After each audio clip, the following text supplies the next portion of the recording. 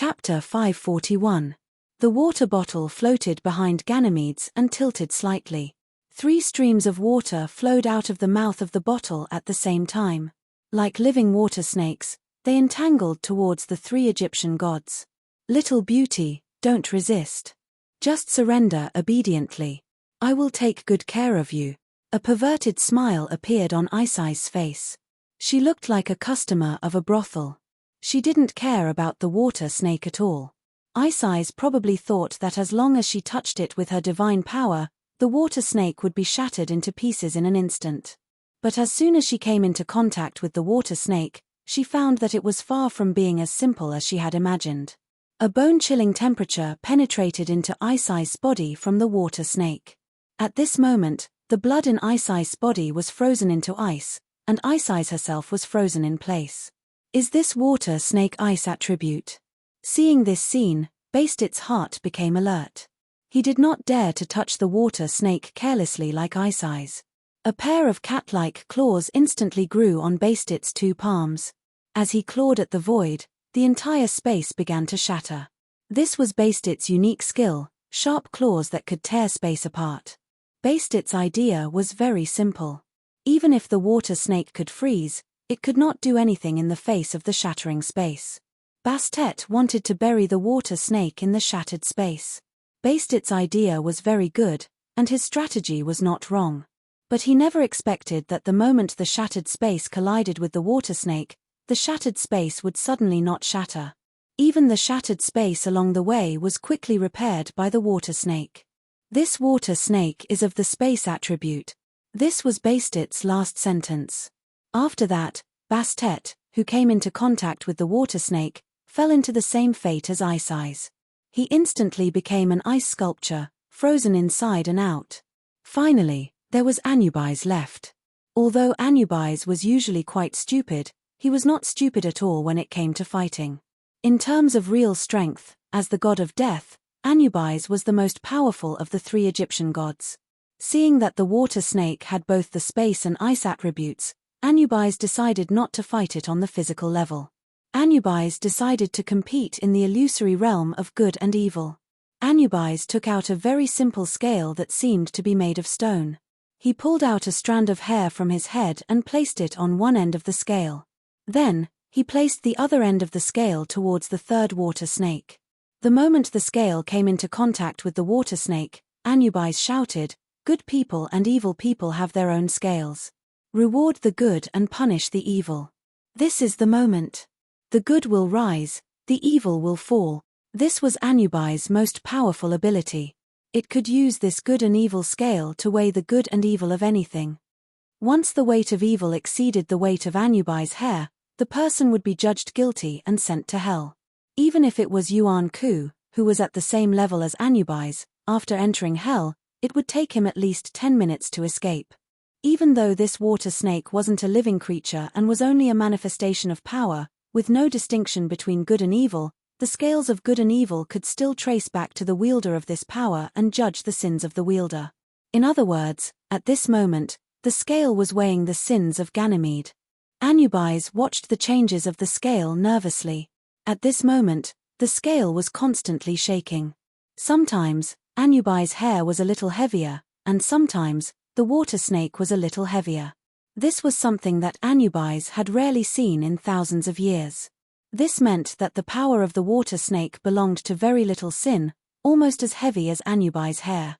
If it was a mortal, it would be easier, but in this world, Yuan Ku, Anubis had never seen a Yuan Ku with so little sin.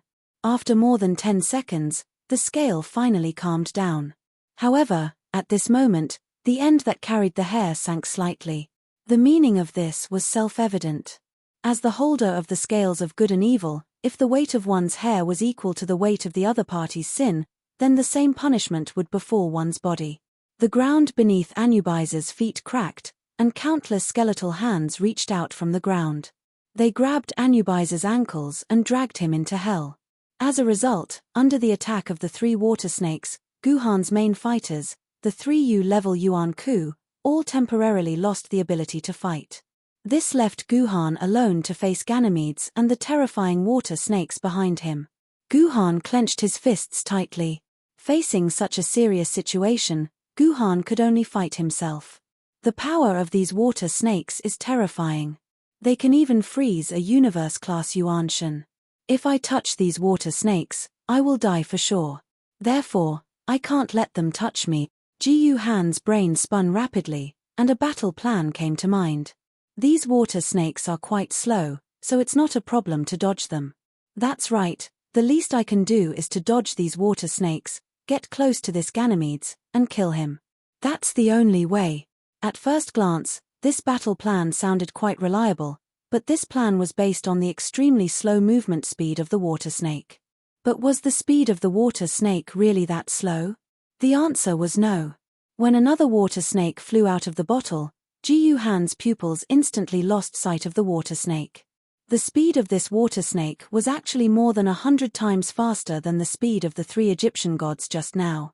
Ji Yuhan did not even have time to react, and the head of the water snake had already rushed in front of him. It's over. There's no other way. Everything is in vain. Ji Yuhan helplessly stood in the same place. With this kind of speed, unless he reached the level of a genuine spirit sword level sword wielder, it was impossible for him to escape. He could only let this water snake freeze him. After 0.001 seconds, Guhan felt the water snake hit the tip of his nose, and then a coldness that could freeze everything quickly spread from the tip of his nose to Guhan's whole body. It could be imagined that the next thing that would be frozen was Guhan's brain, then his neck, upper body, arms, lower body, until his hair was completely frozen. Guhan didn't even have time to react. Guhan was not the U-level Yuan-ku like best. If his whole body was frozen to death, Guhan would be in danger of dying. Therefore, Guhan had already begun to prepare to trigger the Green Onion Stone's ability to return to the city. Although he was very unwilling, Guhan had no other choice but to escape to Chongyang Mountain. Seeing that Guhan was about to give up, suddenly, the coldness that came into contact with Guhan's brain disappeared without a trace. Then, this coldness continued to recede. When Guhan regained consciousness from the rapid freezing, he saw a small figure flying in front of him, blocking the attack of the entire water snake. You're the 4th paw. When Guhan saw the appearance of this small figure, he couldn't help but exclaim. This little elf, who was taken in as a disciple by Ching Pauper and given the name Sai Pauper in the past, had actually blocked this terrifying water snake. When Ji Yuhan took a closer look, he found that this water snake had actually shot directly into Sai Pauper's mouth, and was treated like a popsicle, which was being enjoyed by Sai Pauper with pleasure. Also, looking at her intoxicated expression, it seemed that these water snakes were a great tonic for her. Guhan immediately cut off the Green Onion Stone's operation and watched as the 4th paw swallowed the entire water snake into his stomach. Ah, so comfortable. The 4th paw lay on his small chest wearing a blue doo-doo and said with a face full of happiness.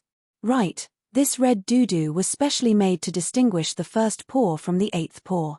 The 1st paw was red, the 2nd paw was yellow, the 3rd paw was green, the 4th paw was blue, the 5th paw was white, the 6th paw was black, the 7th paw was purple, and the 8th paw was gold. How can this be? My water, how can it be like this? Seeing that his water snake was eaten by the 4th paw, Ganymedes' exquisite little face instantly became distorted. Once again, he shot out 3 more water snakes, trying to strangle the 4th paw. However, the more water snakes there were, the happier the 4th paw seemed. She first bit one of the water snakes with her mouth, then used both hands to grab the other 2 water snakes at the same time. Her face was full of satisfaction and happiness. There was a good song that went, I have a chicken in my left hand, a duck in my right hand, and a big bun in my mouth. That was probably the best portrayal of the 4th paw's mood at that time. I understand now. Is this the 4th paw's ability to absorb the purest elemental energy that Misaka Mikoto mentioned? It seems that the pure elemental energy in water is the best tonic for the 4th paw. Guhan instantly understood the reason for the 4th paw's magical ability. Misaka Mikoto said that the 8 elves who had the foundation of a universe-level Yuan-ku had to absorb the purest spiritual elemental energy in order to grow to the level of a universe-level Yuan-ku. Later on, Guhan also let the 8 elves absorb the elemental energy of other Yuan-ku who could release elemental magic. However, Guhan had tested many yuan coups from the rat to the dragon level.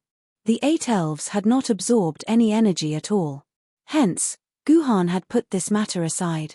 It wasn't until now that it encountered Ganymede's water snakes that the fourth of the 8 paupers jumped out and ate all the water snakes. Looks like the fourth paw is the water element of the 8 element. Guhan thought to himself. At that time, the fourth paw had eaten all 3 water snakes and was looking at Guhan with a longing expression. Grandmaster, can the fourth paw eat some more? Oh my God! Save me, Your Majesty. Seeing that its water snakes had been completely eaten, Ganymedes finally reacted. It jumped into the water bottle and the water bottle began to slowly fly out. It seemed like it was planning to escape. Escaping was the right decision, but wasn't Ganymede's speed of escape a little too slow? It was like a toy remote control car. When the fourth paw saw that its food was about to escape, it did not care about Grandmaster Guhan beside it. In the blink of an eye, it flew into the big water bottle. It seemed like Ganymedes inside the water bottle was going to suffer. Chapter 542. The fourth pauper had been in the water bottle for more than 10 minutes. Guhan looked at the water bottle very worriedly. If the other sisters of the fourth pauper had not patted their non-existent little chests and assured Guhan that the fourth pauper was very safe in the water bottle, Guhan would have definitely smashed the entire water bottle to save the fourth pauper. I'm so envious of the fourth pauper. I didn't expect her to be the first one to develop. Ebao laid in Guhan's hair and said enviously. Yes, I heard from Master that this is called dogshit luck. Did the fourth pauper secretly eat some dogshit? Why don't we find some and try it too? The sixth pauper also said enviously. Shut up. If you two dare to eat that thing, I'll drive you out of my hair and let you sleep with Qingpin. Guhan pinched the heads of the 2 little guys. No, Grandmaster, you don't know, Master likes to grind his teeth with our heads at night. We sleep with Master like sawing wood. The 7 little guys said loudly at the same time. It seemed that the position of Qingpin in their hearts was no longer as great as when they were first born. In addition to these 7 chattering little guys, behind Guhan, there were 3 Egyptian gods with their faces covered in dust and their hair stained with ice. They looked at the ground dejectedly, as if they had been ked by a teddy bear. 3 against 1, yet they were defeated. If this matter were to spread, the Egyptian gods would lose all face. Oh, the fourth pauper is finally over. She's coming out. Suddenly, Ebao said such a sentence, and the water bottle that Guhan was staring at began to shake desperately. In the end, it fell to the ground, and a large amount of smoke came out of the mouth of the bottle. The grey smoke covered the entire space. Grandmaster, the fourth pauper is so full. In the smoke, Guhan felt a small body crawling into his hair. The fourth pauper had returned. When the smoke completely dissipated, other than the water bottle, there were 4 other people lying on the ground. Among the 4 of them, other than the beautiful Ganymedes, the other 3 looked like middle school girls. Could these people be Misaka Mikoto's friends? When Jiyu Han saw the appearances of the 3 girls, he instantly guessed their identities. It was not that Jiyu Han had seen these girls before, but they were wearing the same school uniform as Misaka Mikoto. It was obvious that they were from the same school. According to the information that Guhan found, Misaka Mikoto's best friends were from the same school. It was very normal for them to wear the same school uniform. P.S. In fact, Misaka Mikoto and Hei Zi are from the same school. Chu Chun and Lei Zi are from another school. However, the rumors in the real world are not so accurate. It's not strange for the 4 sisters to be wearing the same school uniform, right? It's not a bug. I feel like my body is being hollowed out. That was the most direct feeling in Ganymede's heart. Before the smoke completely dissipated, he wanted to sneakily get up and escape with his water bottle. However, before he could take a few steps, a hand grabbed his neck. Hee. Now you know how to escape. The one who grabbed him was Bastet. Among the 3 Egyptian gods, Bastet was the one who cared the most about his reputation. Therefore, Bastet was undoubtedly the one who hated Ganymedes the most. Great God, Your Majesty, please let the puny Ganymedes go. Ganymedes tried his best to make himself smile like a flower. Your Majesty, I know 99 ways to pour wine and 99 different styles. Why don't you let Ganymedes be your pet? Get lost. I don't have that kind of hobby. Bastit's hair stood on end when he heard Ganymedes' words. This man was too disgusting. Did he not have any sense of shame? I have a few questions. If you answer me honestly, I won't kill you. How about it? Just as Ganymedes was begging Bastet with a pitiful cat-like look, Ji-Yuhan took the initiative to stand up and speak. Hearing that she wouldn't die, Ganymedes immediately smiled like a flower and looked at Ji-Yuhan. Esteemed swordbearer, please rest assured. This servant will definitely tell you everything I know without reserve. Well, first of all, tell me who you are, which pantheon you belong to, and what Yuan-Ku are you. You must tell me everything in detail. Don't miss a single thing, Ji-Yuhan said. In order to escape for his life, Ganymedes immediately told everything about himself. Ganymedes was originally the prince of the kingdom of Troy, the future heir to the throne. That's right, it was the city of Troy on the Trojan horse. Of course, that was a long time after Ganymedes ascended to the sky and became a god. Ganymedes' beauty was natural. It was said that when he was born, even the stars in the sky were dim. No one had the guts to peep at Ganymedes' appearance. Later, when this beautiful young man was playing with his friends on the grass, he was seen by the great king of the gods, Zeus. The king of the gods was immediately attracted by my unparalleled beauty. His heart was ignited with the flame of love. He turned into a huge eagle and swooped down to Ganymedes' side. He gently caught the beautiful me. My friends rushed over to stop him, and the hounds howled wildly. But the eagle did not care about the chaos on the ground. The god and I rose higher and higher, disappearing into the blue sky. The above is from Ganymedes' own words. Zeus brought Ganymedes to Mount Olympus. Zeus, who had changed back to his original appearance, couldn't wait to have sex with Ganymedes, who was only a teenager at that time. For 10 days, Ganymedes did not get out of bed. Later, Zeus ordered Ganymedes to become his wine boy. In the process, he also had some grievances with Hercules, the god of strength. Ganymedes learned how to pass the goblet dexterously and gracefully with 3 fingers, and how to hold the goblet steadily with a few fingertips. He shuttled back and forth between the banquets, filling the goblets of the gods or serving a few jugs of freshly brewed wine. During the merry and debauched banquets, the beautiful naked Ganymedes shuttled back and forth. Wherever he went, every god would gently reach out and touch his body, praising his beauty. Of course, during the banquet on Mount Olympus, the gods only dared to drool at the beautiful Ganymedes. No one would have the guts to stretch out a finger and touch the beloved of Zeus. Next, Ganymedes spent a lot of time talking about how Zeus liked him, how much he loved him, and how he became Zeus' only male lover. He was also the only lover of Zeus who was brought to the divine kingdom. When Ganymedes wanted to describe in detail how he and Zeus made love, Guhan finally could not help but stop him. Bast, on the other hand, had a somewhat regretful look on his face. He really wanted to know how Ganymedes and Zeus made love. It was not because Bast liked the topic, but because of the super scandals about the desolate level Yuan-Ku and Zeus. When they chatted in the future, he could brag a lot. Unfortunately, Guhan had no interest in these things. He said seriously, I am not interested in knowing about these things. Let me ask you, who are you, Yuan-Ku, and what is the divine artifact in your hand? I am the dragon-level Yuan-Ku, Ganymedes answered honestly. Impossible. This is absolutely impossible. Bast was furious. Are you kidding me? How could you be just a dragon-level Yuan-Ku? How could I, the dignified Bast, be frozen into an ice sculpture by a dragon-level Yuan-Ku? It was over. If this matter were to spread, the 3 Egyptian gods would really become a laughingstock. The 3 of them were actually defeated by a dragon-level Yuan-Ku. What was the point of living? I dare not lie to you, sir. I am really just a dragon-level Yuan-Ku, Ganymedes said quickly. I was originally a mortal. Later, I received the divinity of Zeus and reluctantly joined the Greek gods. But my aptitude is there.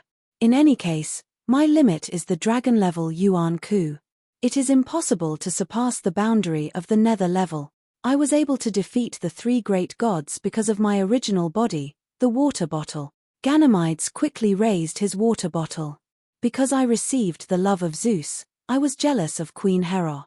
She used the water of eternity that she got from the Eastern gods to turn me into a water bottle, so my original body changed from a human to this water bottle.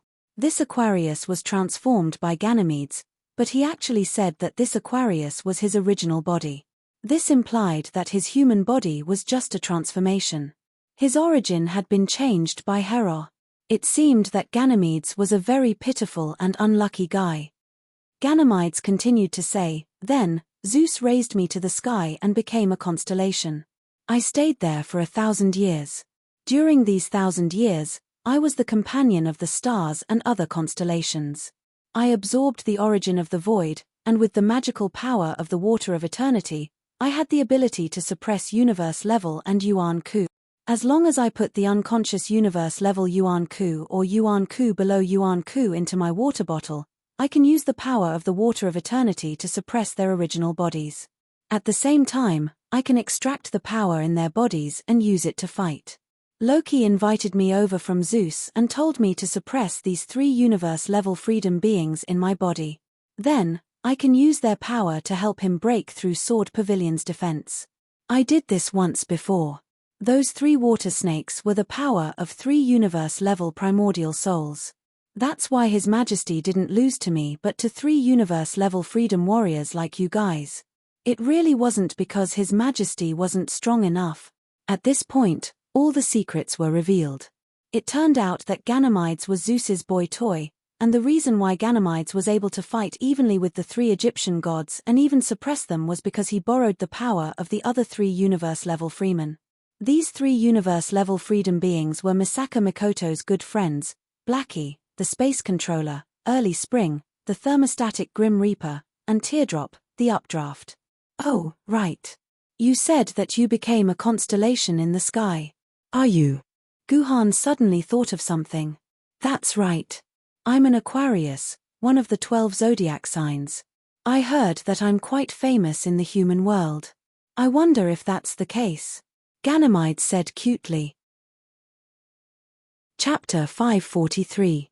I swear I will never believe in horoscopes or anything like that again, Guhan said firmly to himself.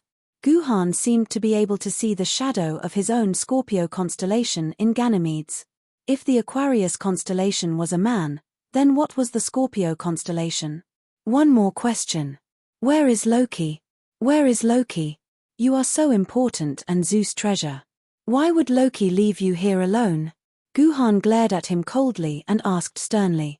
Loki went to find a new Emperor Zerg. Ganymedes shrunk his head and sold all the information about Loki. He said that the energy of the Emperor Zerg in his hand had been exhausted, so he had to find a new Emperor Zerg before he could use the creation divine spark again. Therefore, he brought Hyla to find the Emperor Zerg.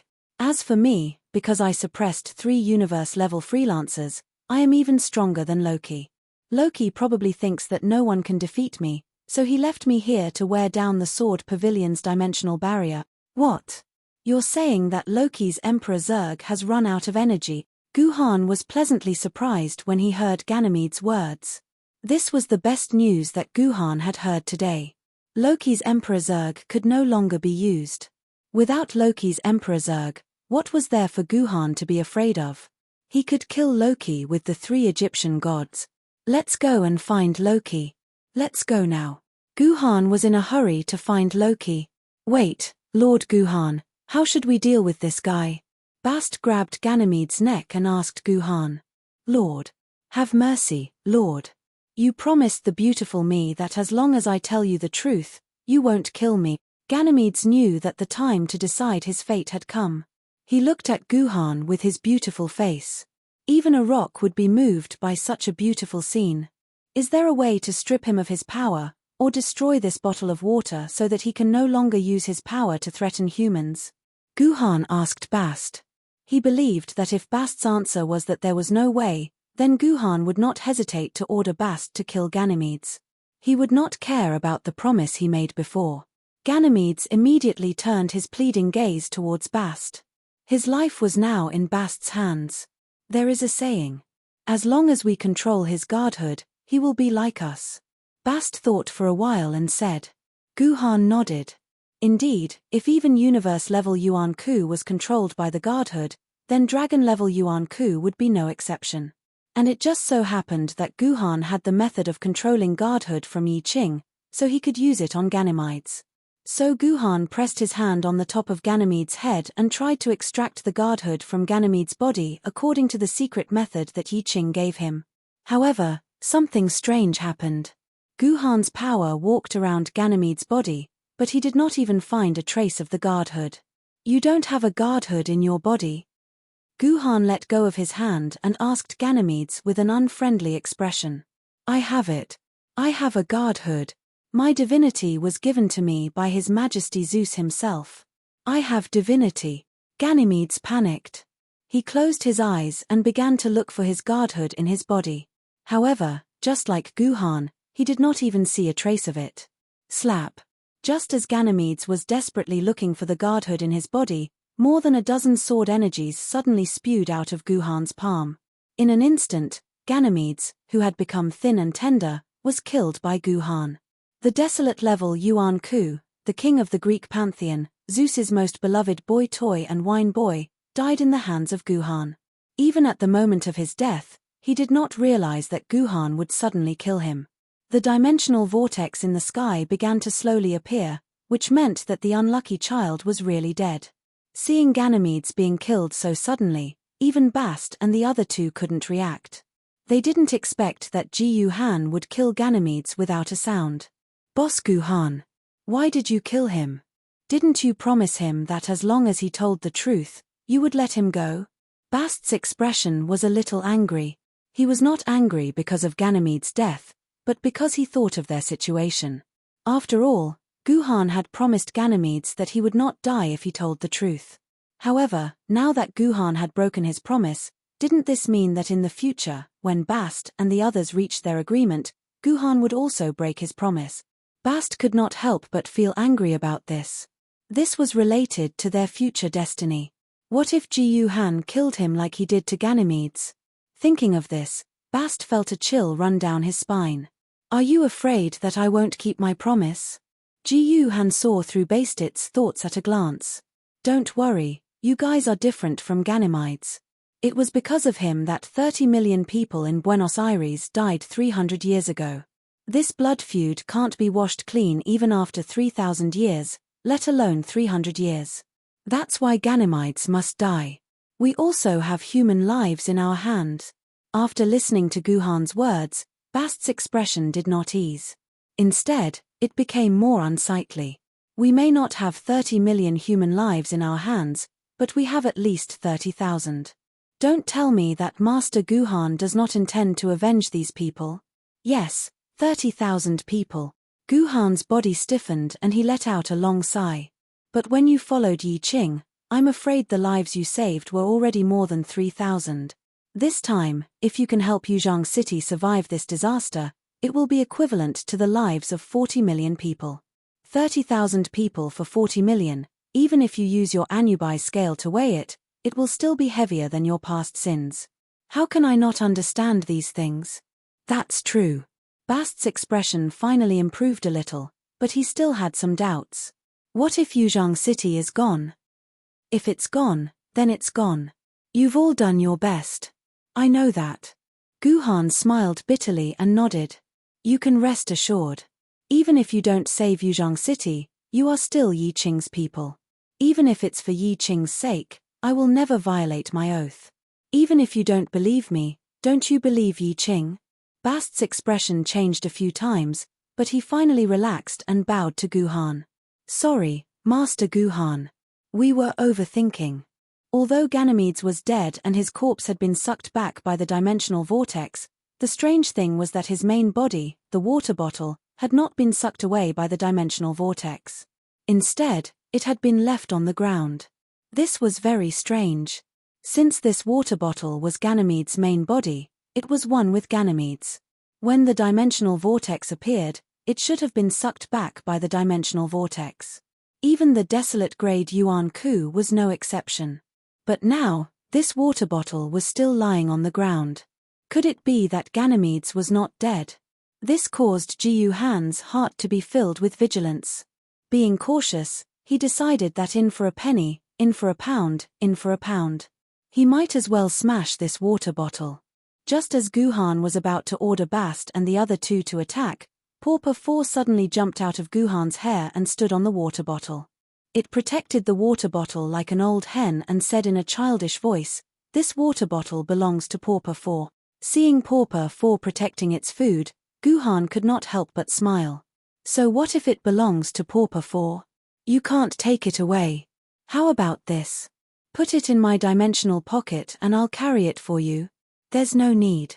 Pauper 4 can carry it himself." With that said, Pauper 4's body quickly melted like ice and wrapped around the entire water bottle. After wrapping around it, the water bottle actually melted and turned into a water ball. It kept shrinking and finally became the size of a cell phone. With a ripple, the water ball returned to Pauper 4's appearance. "I can't take it anymore. Pauper 4 is exhausted. Pauper 4 is going to sleep." Pauper 4 jumped into Guhan's palm and jumped a few times. She yawned and curled up her body.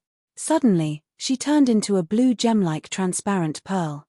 "Pauper 4, what's wrong with you?" Upon seeing this scene, Guhan turned pale with fright. He thought that Pauper 4 had a problem because she had swallowed the water bottle. As a result, the first poor person jumped out in envy and jealousy and explained, "Don't worry about her. She's so lucky that she's actually starting to develop abnormally. When the fourth poor person wakes up, she'll become the big sister. It's so annoying. I'm clearly the big sister that Master has acknowledged, but why did this guy take a step ahead of me?" After some communication, Guhan finally understood. It turned out that Pauper 4's absorption this time had completely satisfied the elemental modeling requirements in her body. When Pauper 4 wakes up, it would probably be like what Misaka Mikoto had said, transforming into the final form of the universe-level Yuan Ku. It was really a step to the heavens. No wonder Pauper 4 was so envious and jealous. Guhan also felt that it was very magical. Just by absorbing the water elemental energy from the dragon-level Yuan Ku, Pauper 4 completed the transformation from the mouse-level Yuan Ku to the universe-level Yuan Ku. This Ganymedes was really a great supplement. After that, Guhan asked Bast to check on the physical condition of Misaka Mikoto's three best friends. Bast said that the energy in their bodies had been suppressed too much. That was why they were unconscious. They would naturally wake up when the energy in their bodies had recovered. As for when they would recover their energy, only God knew. Feeling helpless, Guhan could only put the three of them into his dimensional pocket. Everything would have to wait until he defeated Loki and found Misaka Mikoto. Chapter 544. I say, Lord Ji Yuhan, aren't you a little too early to kill this Ganymedes? Bast pursed his lips when he heard that Guhan was going to look for Loki. Can't you ask for Loki's location before you kill Ganymedes? How would we know where Loki is looking for King Zerg's? No need. Ganymedes told me that there is only one place in Yuzhong City that has King Zerg's.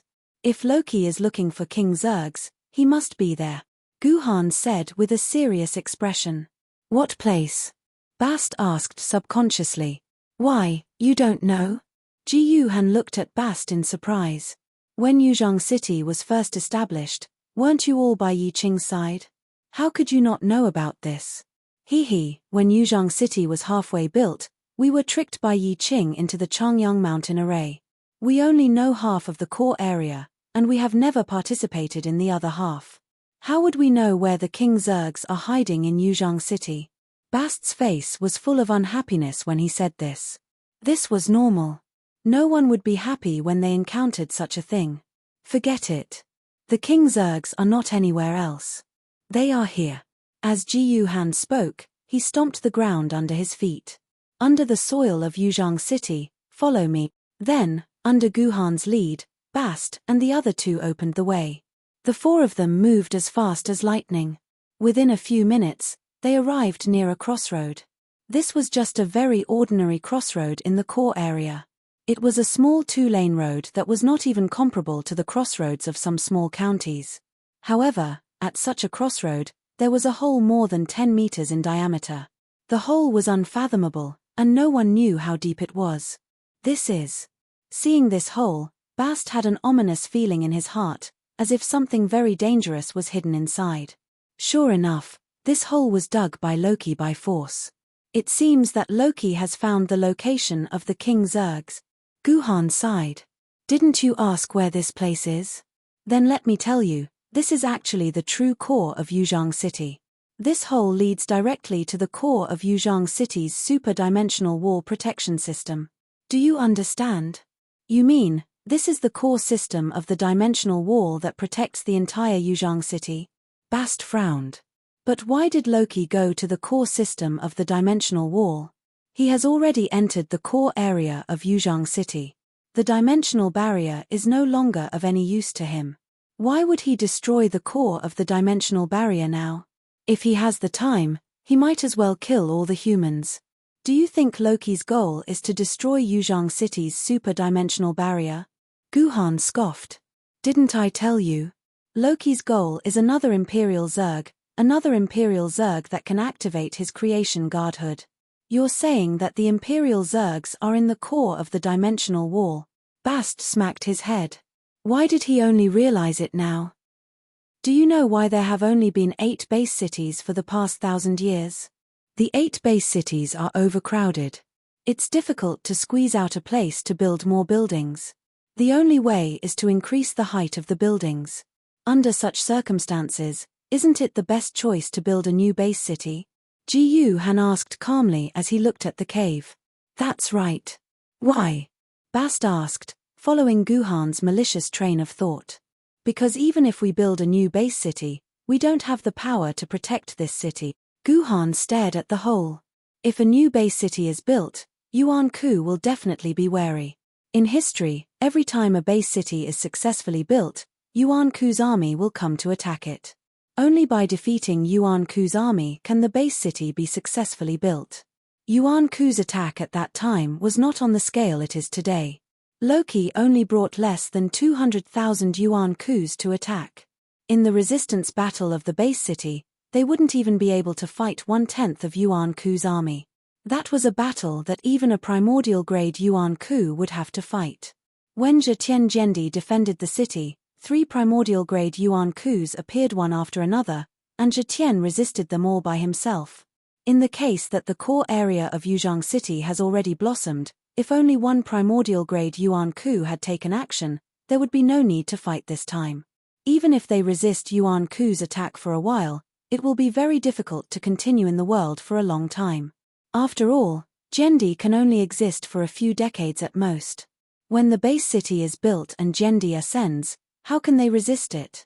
Therefore, the importance of the dimensional wall can be seen. Only a dimensional wall that can withstand a full blow from a primordial-grade Yuan Ku can ensure the safety of human beings living in the base city. To protect a super-large city like the base city, a super-dimensional wall system is necessary. Therefore, the number of human base cities is never determined by humans themselves, but by the number of super-dimensional wall system. The number of super-dimensional wall system built determines the number of base cities that can be built. The core of the super-dimensional wall system, the most critical part, the key energy core that provides energy support for the entire super-dimensional wall system, is none other than the Emperor-type dimensional crystal mine. Only the Emperor-type dimensional crystal mine can withstand the attack of a primordial-grade level 2 Yuan Ku. Do you understand? I understand now. Based on what you said, there must be an Emperor Zerg in Yuzhang City's super-dimensional protection system. Rocky must have his eyes on the Emperor Zerg's dimension crystal and wanted to take it for his own use. Bast finally understood. This Emperor-type dimensional wall system is very important to Yuzhang City. If we lose this Emperor-type dimensional wall system, the entire dimensional wall system will become an empty shell. I must not let Loki take this Emperor-type dimensional crystal mine. Otherwise, even if Loki is defeated, the entire Yuzhang City will be completely finished. Guhan took out a bottle of beer from his dimensional pocket and poured it into his mouth. Then, he took out his personal terminal and ordered in the general channel. Everyone, I am the temporary commander-in-chief of Yuzhang City, Guhan. I order all the sword-bearers, regardless of whether they are scattered in various places or in the temporary base of Yangming High School, immediately abandon the core area and evacuate from the core area. Head to the city walls of Yuzhang City and defend the last line of defense. Brothers, I am counting on you. With that, Guhan hung up the communication. Bast, Isais, Anubis, are you afraid of heights? Ji Han suddenly asked without any rhyme or reason. Then, he jumped into the cave and disappeared inside. F***ck, we are gods. We are people who live in the sky. How can we be afraid of heights? Bast said in disdain. Then, Guhan jumped down. Isais and Anubis followed behind him and jumped down one by one. What does the military governor mean? Lei Mu ended the communication. The other commanders looked at each other. We have already cleaned up most of the Yuan Ku in the area. It is time to surround the service center and eliminate Yuan Ku in one fell swoop. Why did the military governor order us to return to the city wall? Then why did we work so hard to rush into the core area? One person asked in confusion. What are you asking? The military governor must have his reasons for giving such orders. We just need to follow the orders. Lei Mu glared at the person. All right, since the military governor has given the order, immediately take your troops and guard the city wall. Could it be that there is a problem with Yuzhang City's super-dimensional wall? Seeing the other commanders leave, Lei Mu secretly guessed in his heart. He had already guessed that there was a problem with the super-dimensional wall. That was why the military governor ordered all the sword-bearers to rush back to the city wall immediately. This was to prevent the entire ordinary area from being exposed to the threat of Yuan Ku. Fine. I will leave everything to the military governor. I can only leave it to him. Lei Mu thought to himself and began to command his sword-bearers to retreat from the core area. The outer wall of this hole is made of alloy material. In the process of falling, Bast was still in the mood to study the inner wall of the hole. He found that the wall was actually made of alloy with dimensional crystals. Judging from the falling speed, the thickness of the core layer was more than 500 meters. A simple calculation showed that the dimensional alloy material needed to make this core was extremely terrifying. If converted to human RMB, it would cost at least trillions. Judging from the feel, the wall of this hole seems to have been forcefully melted by some kind of power. My God, has Loki's power reached such a terrifying level? In less than a day, he actually melted a dimensional alloy ball with a radius of more than 500 meters and created such a hole. Thinking of this, Bast had goosebumps. This kind of power was not something that a young-level Yuan Ku should have. Perhaps only a young-level Yuan Ku could do this. While thinking about this, Bast suddenly felt that he had fallen to the bottom. Guhan, who had arrived one step ahead of him, pressed a button on his personal terminal. The entire area was instantly lit up like sunlight, illuminating the surroundings. It was a circular hall that had a sci-fi feel to it. It was surrounded by various silver-white equipment. In the middle of the hall, there was a huge iron ball with a diameter of about 5 meters. It was surrounded by layers of equipment. In front of the iron ball stood 3 surprised Yuan Ku. Loki, Hyla, and Misaka Mikoto. Guhan looked at the 3 people in front of the iron ball and gritted his teeth. The 3 of you have been looking for me for a long time. Who are you? I don't have your name in my information. Loki, the big boss, finally revealed his true form in front of Guhan for the first time. He was a handsome man with a hint of evil charm. Oh right, no matter what, thank you for turning on the light. It's really annoying to do things in the dark. Loki smiled at Guhan and thanked him. Chapter 545. You are Loki. Guhan slowly walked to the front of Loki. Behind him were the 3 Egyptian gods. The aura of both sides was like 2 gangsters leading their brothers to face each other. I am Loki. May I know your name, my friend? Loki's smile was very amiable. He looked at Guhan as if he was looking at a good brother. People who did not know better would think that they were 2 friends who had not seen each other for a long time. My name is Guhan. Of course, you probably haven't heard of me before. Guhan replied very seriously.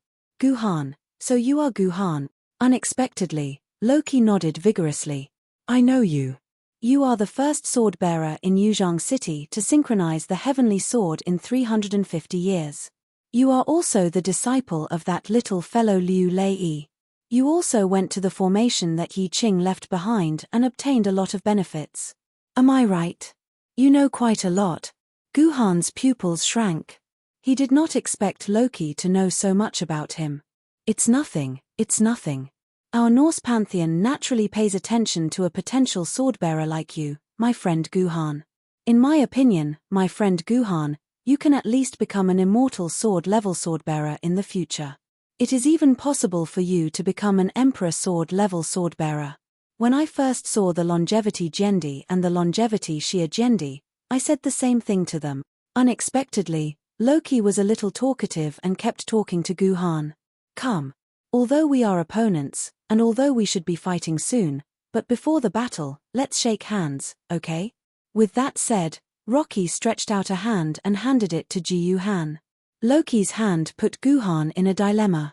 If he shook hands, who knew if Loki, the cunning fellow, would take advantage of the handshake to launch a sneak attack on Guhan. If he did not shake hands, then Guhan would naturally lose in terms of momentum.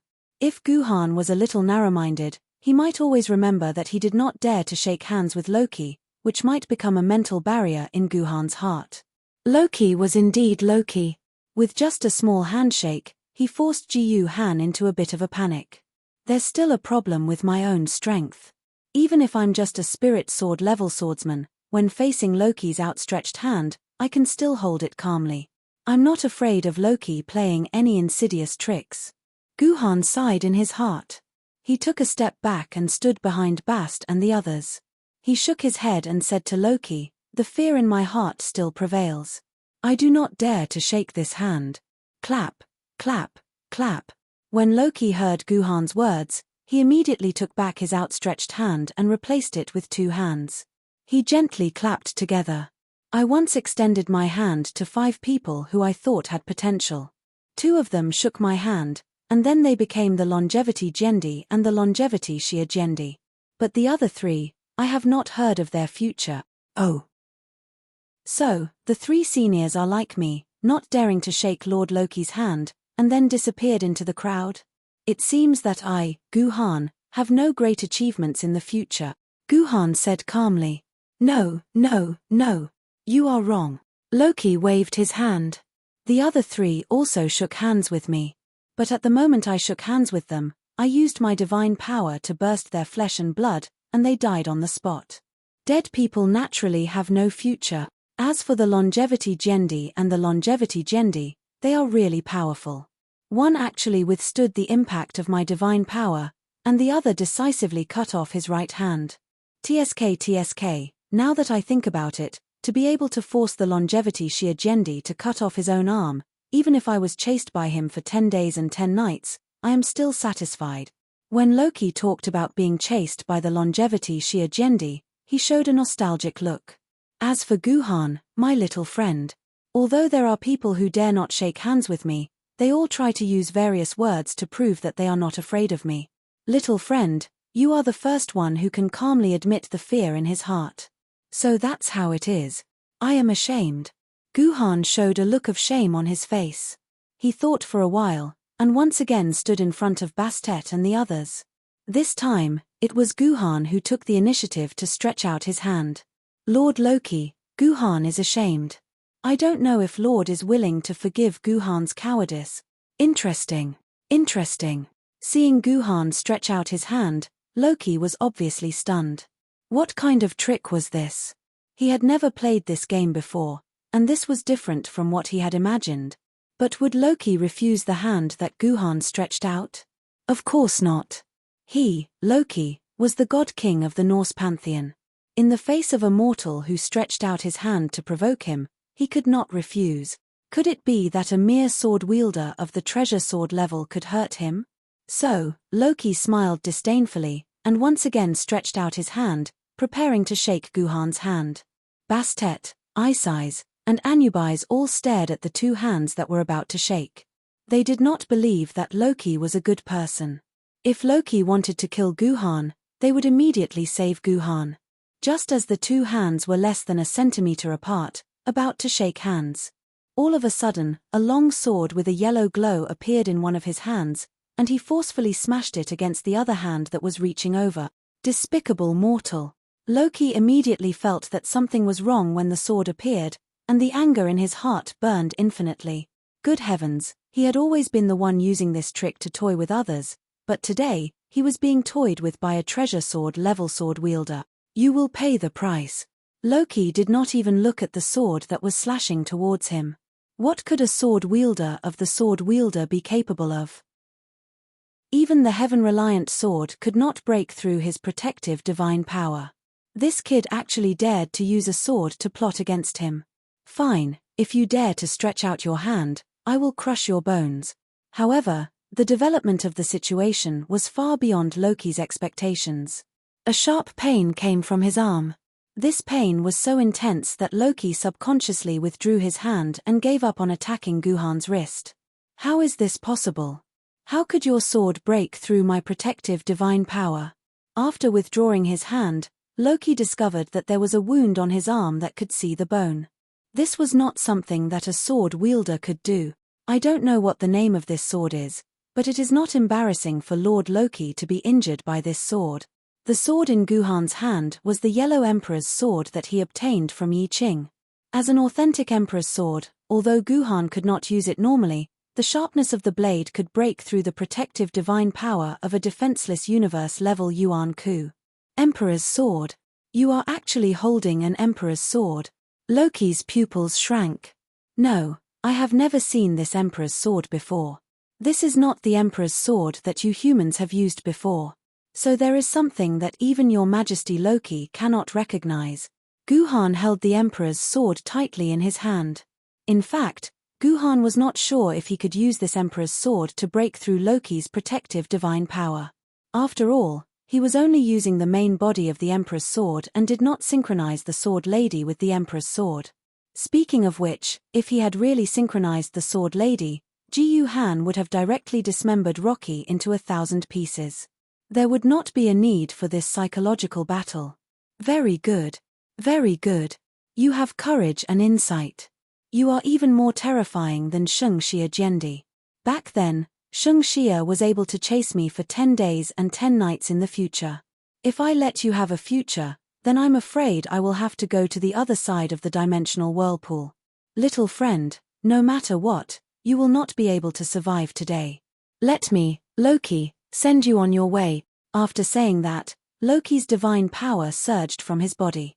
A wave of divine power that belonged to universe-level Yuan Ku gushed out and pressed down on Guhan, making it difficult for Guhan to breathe. Loki, if you want to send Guhan on his way, have you asked the three of us first? Finally, it was time for Bastet to appear. The three of them blocked the cold behind their bodies, and at the same time, their bodies surged with divine power that was no weaker than Loki's, instantly blocking Loki's aura. Bast. Isis. Anubis. Do the three of you really think I don't know you? Loki looked at the three of them with fiery eyes. When your Egyptian pantheon was in trouble, we, the Norse pantheon, were kind enough to help you save your lives from the hands of half-day Jendi. However, you betrayed us and became Jetien's lackeys. After not seeing you for 700 years, I thought you had been killed by Jetien. I didn't expect you to jump out again. What's wrong? Haven't you gotten tired of being Jetien's lackeys? Oh, I understand. This human went to the ruins left behind by Jetien. It seems like you were locked there for more than 700 years and were only released a few days ago, right?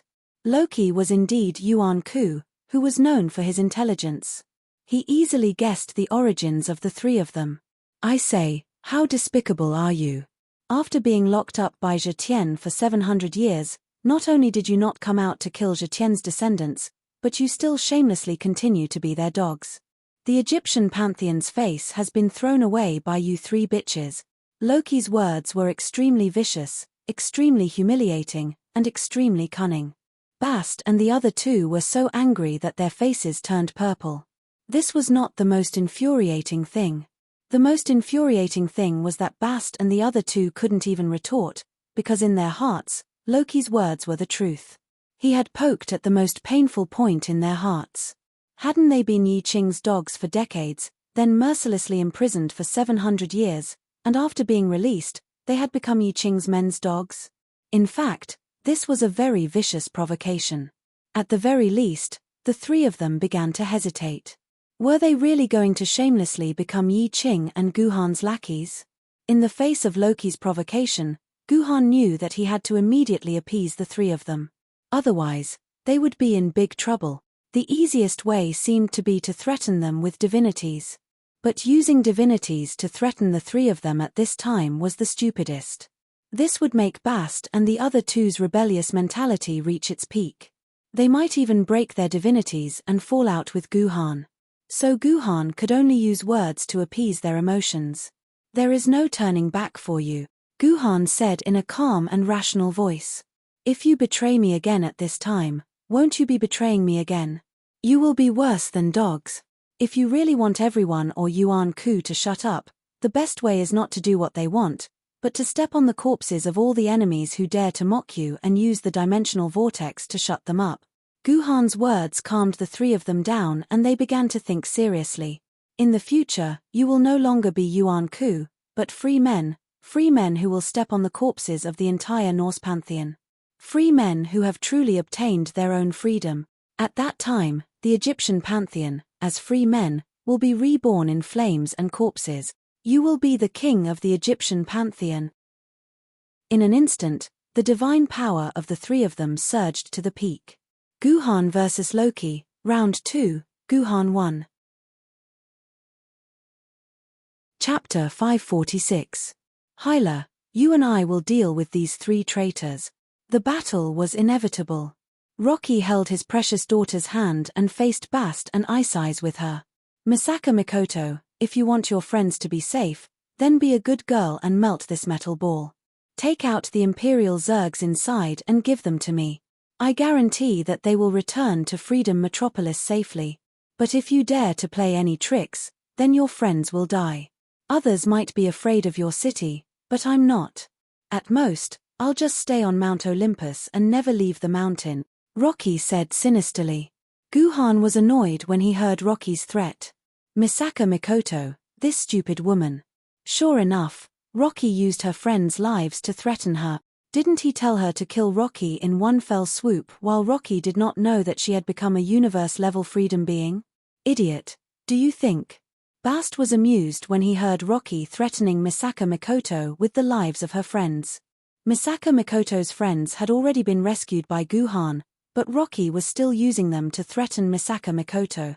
Thinking of this, Bast naturally wanted to expose Loki's joke. However, Bast was stopped by Guhan before he could finish his sentence. Bast understood and shut his mouth obediently. "Miss Misaka, although this is our first time meeting, I've long admired your reputation. You're a great freedom being, and your every move represents the will of Freedom Metropolis. Please reconsider. Your current actions have seriously violated the contract between us humans and the Freedom Metropolis. Are you freedom beings going to destroy the peace between humans and the Freedom Metropolis?" Guhan said to Misaka Mikoto in a righteous tone. It was as if he had never interacted with Misaka Mikoto before. Misaka Mikoto was dumbfounded when she heard Guhan's words, but she immediately reacted. She still did not speak. However, there was a hesitant expression on her face as if she was moved by Guhan's words. "So what if the peace between you freedom beings and humans is gone?" Rocky sneered. "Humans only have 2 Gendi now, but we have a total of 9 primitive-grade powerhouses. If we could unite, these pathetic humans would have died long ago. Furthermore, according to the humans' intelligence, the period they call the Difficult Sword Era is coming again. Humans managed to muddle through the first 2 Difficult Sword Eras, but it's different this time. Our dimensional factions have already made up their minds. The moment the Difficult Sword Era arrives, we will put down our prejudices against each other and crush these cockroach-like humans to death. Ms. Misaka, when that time comes, it will be impossible for the Freedom Metropolis to ride in the middle. Humans will definitely perish, and the dimensional power will purify this world. Why don't you abandon the darkness and seek the light? Return to the embrace of our dimensional organizations. Rocky's words seemed to make Misaka Mikoto hesitate again. Hence, Rocky struck while the iron was hot and said, "Besides, Ms. Misaka, I only need you to melt this metal ball and extract the Imperial Zerg inside. You don't need to directly become an enemy of humans. You don't even need to touch a drop of human blood. This doesn't violate the contract between the Freedom Metropolis and humans. Let me ask you, do you want these humans to die, or do you want your friends to die?" Rocky's last sentence directly hit the softest spot in Misaka Mikoto's heart. She struggled to look forward and saw Guhan closing his eyes helplessly and shaking his head. "I understand. I'll only help you extract the Imperial Zerg. I won't do anything else," Misaka Mikoto said coldly. She then placed her hand into the big metal ball behind her that had melted into a hole. The hole was uneven and looked like the surface of a candle. It did not look like a hole that had originally been there. Instead, it looked like it had been forcefully peeled off by something extremely hot. It seemed like Misaka Mikoto had melted a part of the Gendi alloy before Guhan arrived. That's impossible. She's a universe-level Yuan Ku. How could she melt this Gendi alloy? Guhan said in horror when he saw the Gendi alloy melting in Misaka Mikoto's hand. This is something that only a Prime-Val-level Yuan Ku can do. The Imperial Zerg's last line of defense was the inconspicuous metal ball in front of them. In reality, it was made by Gendi by combining hundreds of Duke-dimensional crystals with the strongest alloy researched by humans. It was the Gendi alloy. The alloy had no other special characteristics other than its hardness. It was extremely hard. It was so hard that no other Yuan Ku other than a Prime-Val level 2 Yuan Ku could destroy it within a year. Ha ha ha, it's impossible for other universe-level Yuan Ku to touch this Gendi alloy. But for this super electromagnetic gun, it's a very easy thing to do. Rocky smiled proudly. This super electromagnetic gun's control of electricity has reached the level of electrons. She just needs to strip all the electrons from the alloy and the alloy's structure will naturally be destroyed. The Imperial Zerg that you're so proud of won't have the word gold anymore. Where can you get it? D***MN, we can't delay any longer. Bastet, Isize, Anubis, do it. Take back the Imperial Zerg alloy. As soon as Guhan gave the order, Bastet and the other two divine powers surged out of their bodies and shot toward Rocky. Rocky naturally did not show any weakness. Together with his daughter, Hyla, they fought with Bastet and the other two divine powers. Soon, the battle between the 5 Yuan Kus reached its climax, and all of them used their trump cards. Unfortunately, the 3 Egyptian gods could not exert 100% of their combat power at this time. Bastit's weapon was a pair of cat claws in his hands. Originally, Bastit's greatest ability was his charm ability. Unfortunately, this ability had no effect on an opponent like Yuan Ku, who was also a universe level. Therefore, Bastit's greatest attack method was his ability to tear space apart. Isize was the goddess of earth and fertility. If she could come into direct contact with the earth, she would be able to exert great combat power. Unfortunately, this was the interior of a huge iron ball made by humans. Naturally, the connection between Isize and the earth was cut off. As for Anubis, his strongest ability was Judgment of the Scales. This skill could send a sinful opponent directly to hell, and it was always effective when dealing with opponents who were weaker than him. However, when facing an opponent of the same level, he had to seriously injure the opponent before he could use it. This was a little useless. At this time, Anubis could only rely on his scepter to use the power of hellfire to fight with his opponent. Compared to the 3 Egyptian gods who could not exert 100% of their strength, Rocky and the other 2 universe-level Yuan Kus could exert their absolute strength. As Odin's younger brother, Rocky and Odin were almost 2 extremes. Odin was the ultimate god that all berserkers believed in. He held the divine spear Gungnir in his hand and had unparalleled melee combat ability. In the battle against the Greek pantheon, he relied on his melee combat ability to fight Athena, Apollo, and Hades at the same time. He actually defeated the 3 gods who were good at melee combat. He was known as the god with the strongest melee combat ability among the three Western pantheons. As Odin's younger brother, Rocky's ability was just the opposite. His ability was all in his scepter. If it was close combat, perhaps a meteor-level Yuan-Ku who was good at fighting would be able to defeat Rocky. But once Loki was given space to cast spells, he would instantly turn into a terrifying humanoid self-propelled cannon. For example, at this moment, Loki's magic spells were thrown out one after another, all accurately hitting Bastit's body. Rocky's magic casting speed was extremely fast. He could throw out dozens of different spells in a second, and the elemental attributes of these spells were all different. Rocky did not seem to worry about the problem of elemental conflict at all. Moreover, the power of these spells was not weak either. Each of them was above level 7, and one hit could instantly kill a dragon-level Yuan-Ku. Even a universe-level Yuan-Ku would inevitably suffer a considerable amount of damage if he were to take one of these spells. Also, Rocky was very scheming to throw all these spells on Bastet. Bastet was a cat, and his defense and health were the lowest among the three Egyptian gods. In the game, he was an assassin with low health and low defense. Of course, Rocky would focus on Bastet first and try to kill one of them first. This way, the situation of the battle would change from 2 against 3 to 2. In this way, Rocky would be invincible. Damn. Isis, Anubis, hurry up and kill this disgusting woman. I can't hold on anymore. This Rocky's firepower is so fierce. Bastet screamed. He really couldn't handle Loki, the human-shaped self-propelled cannon with unlimited ammunition.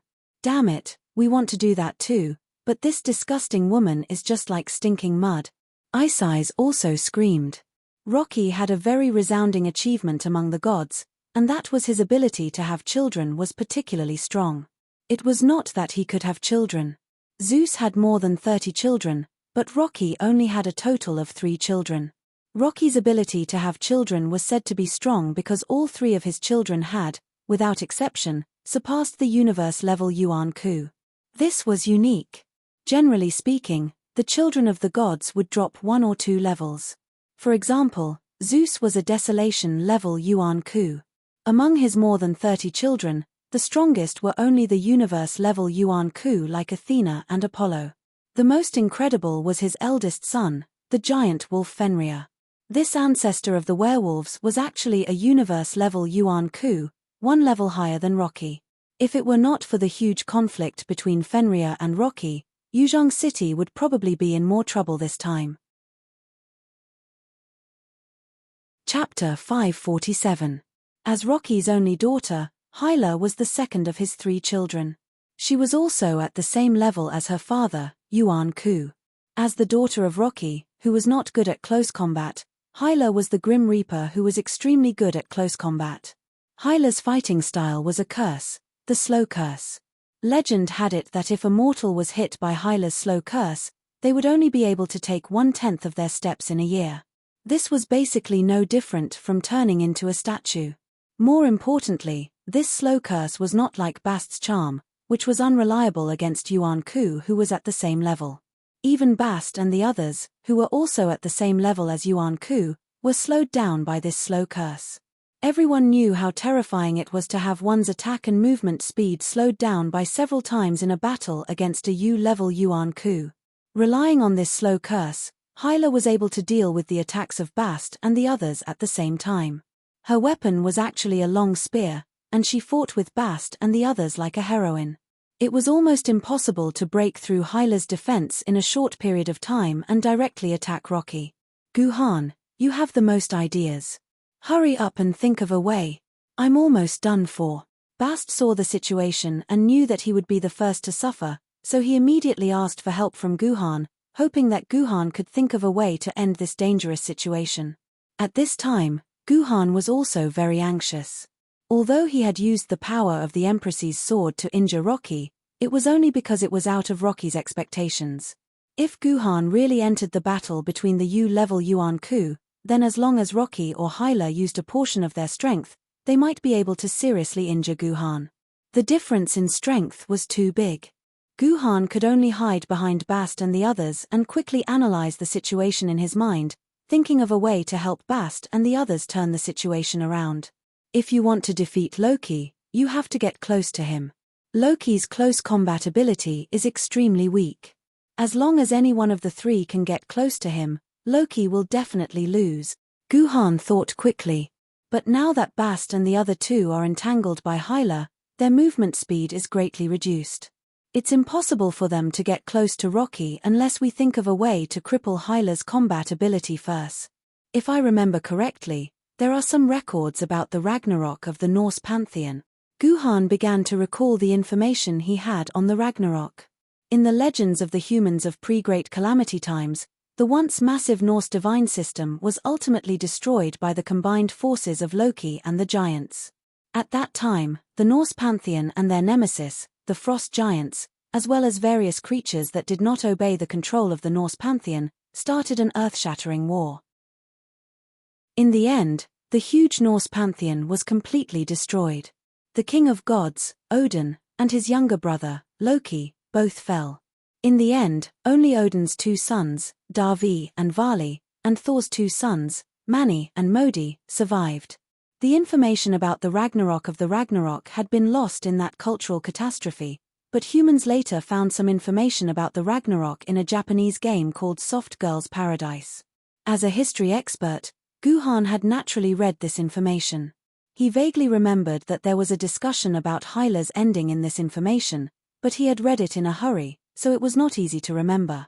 Suddenly, Guhan saw that when Anubis and Hyla were fighting, Hyla intentionally or unintentionally avoided the flames on Anubis' scepter. She would rather take one or two of Isis' attacks than be touched by the flames. I remember now. Seeing this scene, Guhan instantly recalled the chapter about Hyla in the Ragnarok of the Ragnarok, the queen of the underworld of the kingdom of the dead, whose body was half red and half blue, stood on a large ship made of the nails of the dead. The ship was filled with an army of frost giants, heading towards the kingdom of the gods. The frost giants and the Valkyrie army led by the Valkyrie collided together. Both sides were so engrossed in killing that they did not notice the situation around them. Odin has fallen, Fenrir has also died, Loki has also died, and Thor has also died together with Jormungandr. Hyla raised her head and found that be it enemies or comrades, all of her loved ones had fallen in this dusk. Surtur threw the invincible sword of victory into the sky, tearing the entire atrium apart. The world turned into a sea of fire, and in this fire, Hyla, the master of death, finally saw her own death. From these remnants of the poem, it was clear that Hyla died in the Ragnarok of the gods, and what killed her was the raging fire caused by the sword of victory. This sword of victory was not the sword of the lake in Artoria's hand, also known as the sword of victory and covenant, but an invincible sword that originally belonged to the sun god Felik in Norse mythology. It was like the radiance of the sun. Later, Frey fell in love with Gilda, the daughter of the frost giant, the archenemy of the gods. In order to obtain this beautiful girl, Frey could only use his own sword of victory as a betrothal gift to marry Gilda. As fate would have it, this sword of victory finally fell into the hands of the king of the fire-eyed giants, Surtur. In the Ragnarok of the gods, Frey, who had lost the sword of victory, could only fight with Surtur with his antlers, and finally died in the hands of the sword of victory that once belonged to him.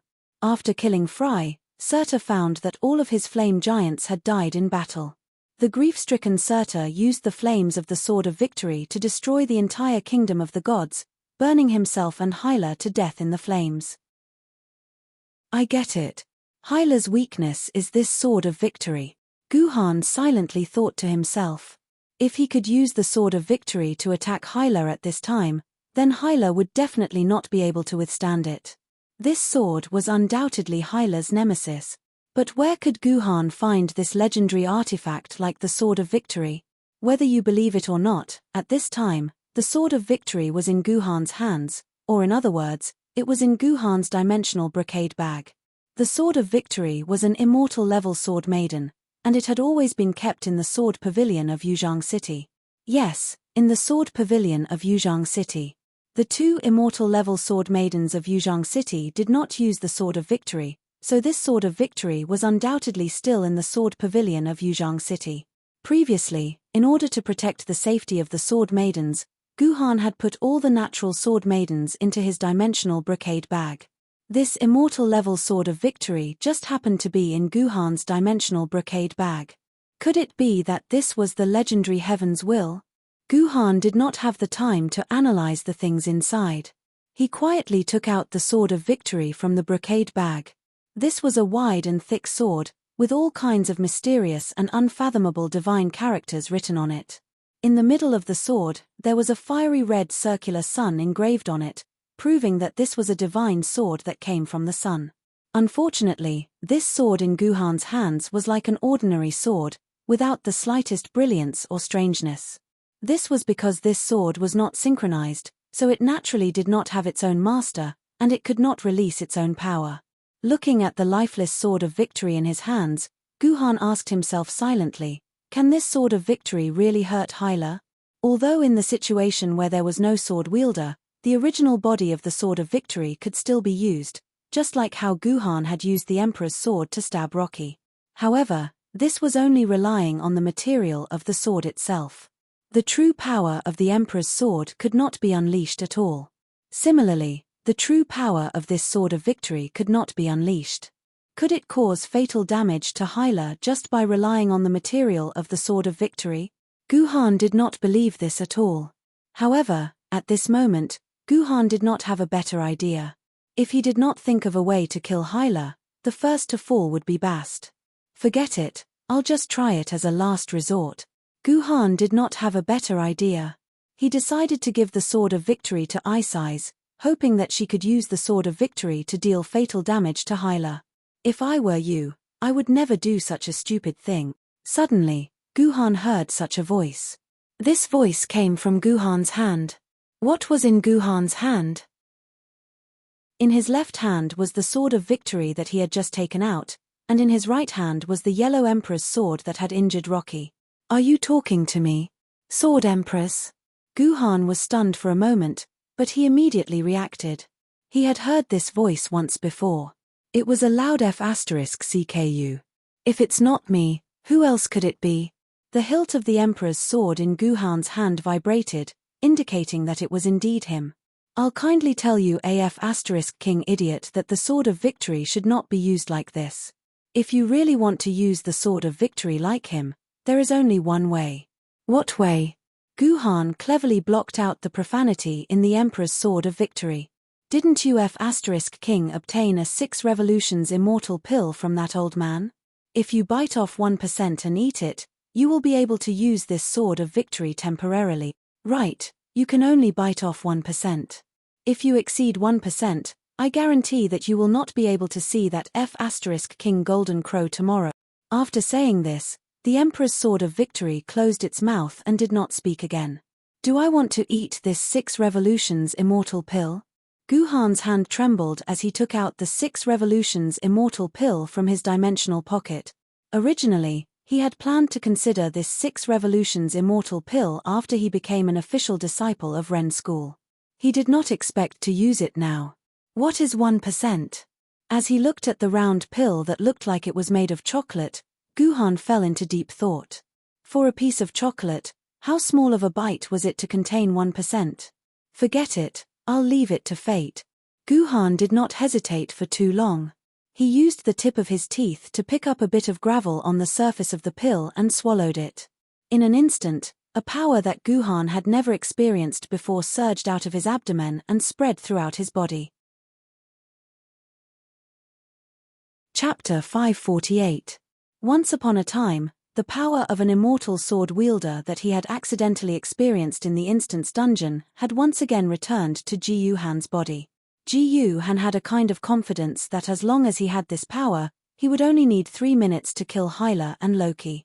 Wait, if that was the case, why would Guhan still want to kill Hyla? Just go and kill Loki in a second. Guhan thought to himself. What the F***ck are you thinking? You only have 5 seconds. Hurry up and kill Hyla after you rape her. Oh, you don't have to rape her, just kill her, the Sword Emperor lady urged him happily. Oh my god, what was in the head of the Sword Emperor lady? Guhan once again refreshed his speculation about the Sword Emperor lady. At the same time, Guhan thought to himself that if he wanted to ascend to the throne one day, he would definitely not choose this ancestor in his hands. Since he only had 5 seconds, it was naturally unrealistic to kill Rocky. Ji Han held the victory sword tightly in his hand, and the massive amount of sword essence of an immortal sword wielder in his body poured into the victory sword.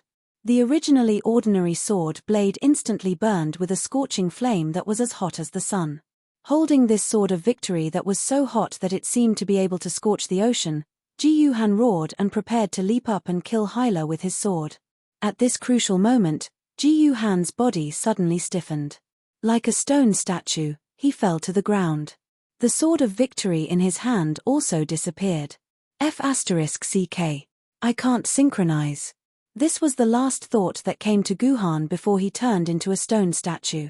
No one noticed what happened to Guhan. Bast and the other two were trying their best to break free from Hyla and kill Loki, while Hyla tried her best to keep Bast and the other two by her side. Hyla, on the other hand, was trying her best to keep Bast and the other two by her side.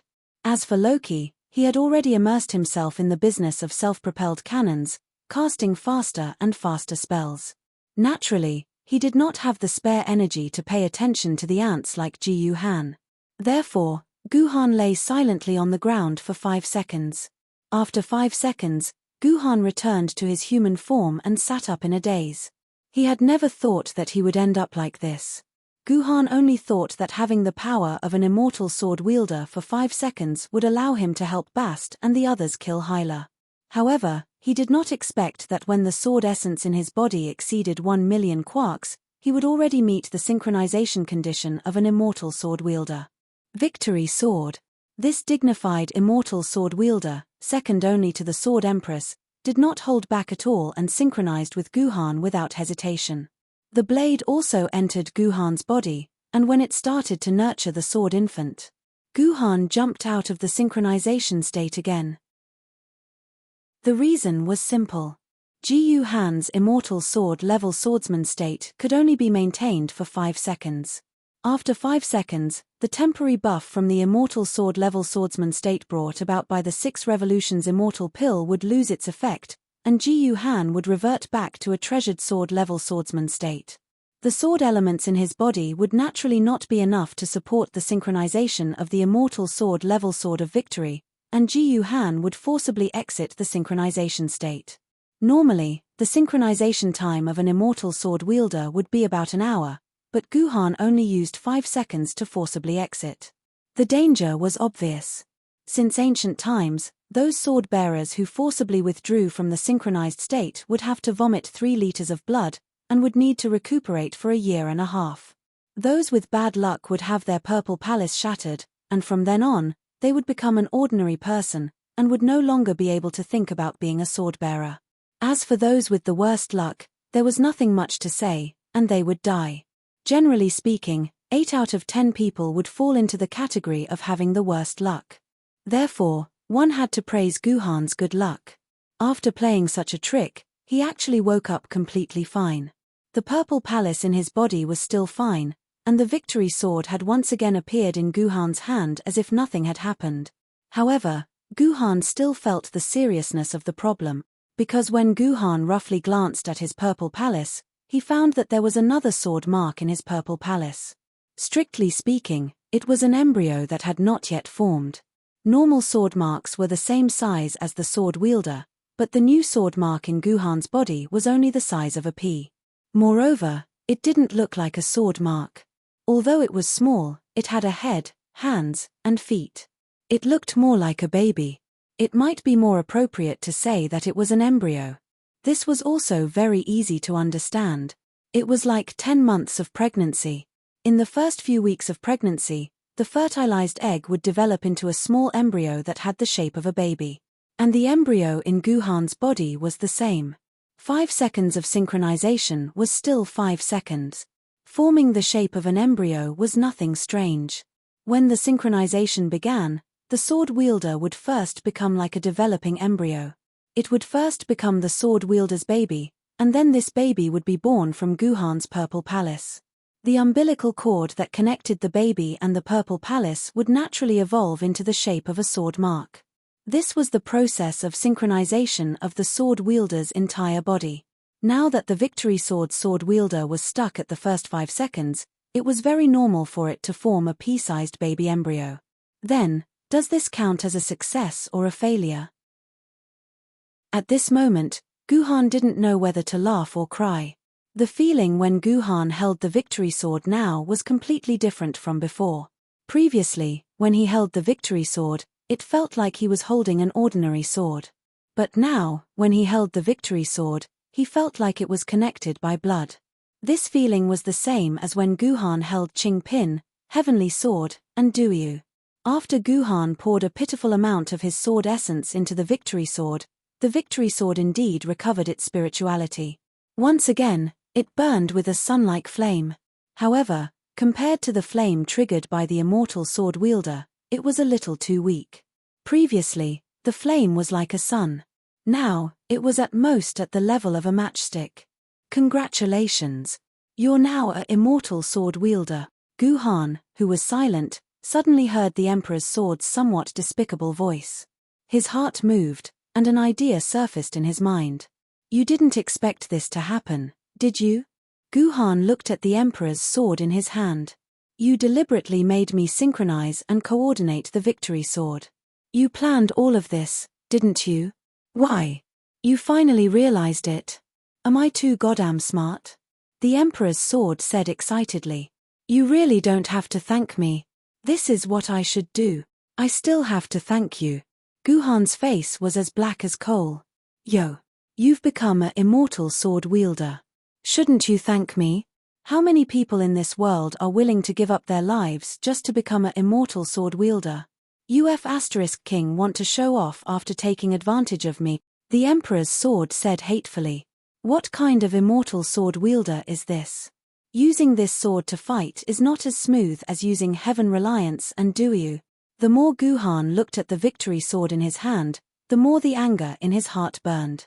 Isn't that to be expected? You're just a treasure sword wielder. Using an immortal sword wielder is naturally not as smooth as using a treasure sword wielder.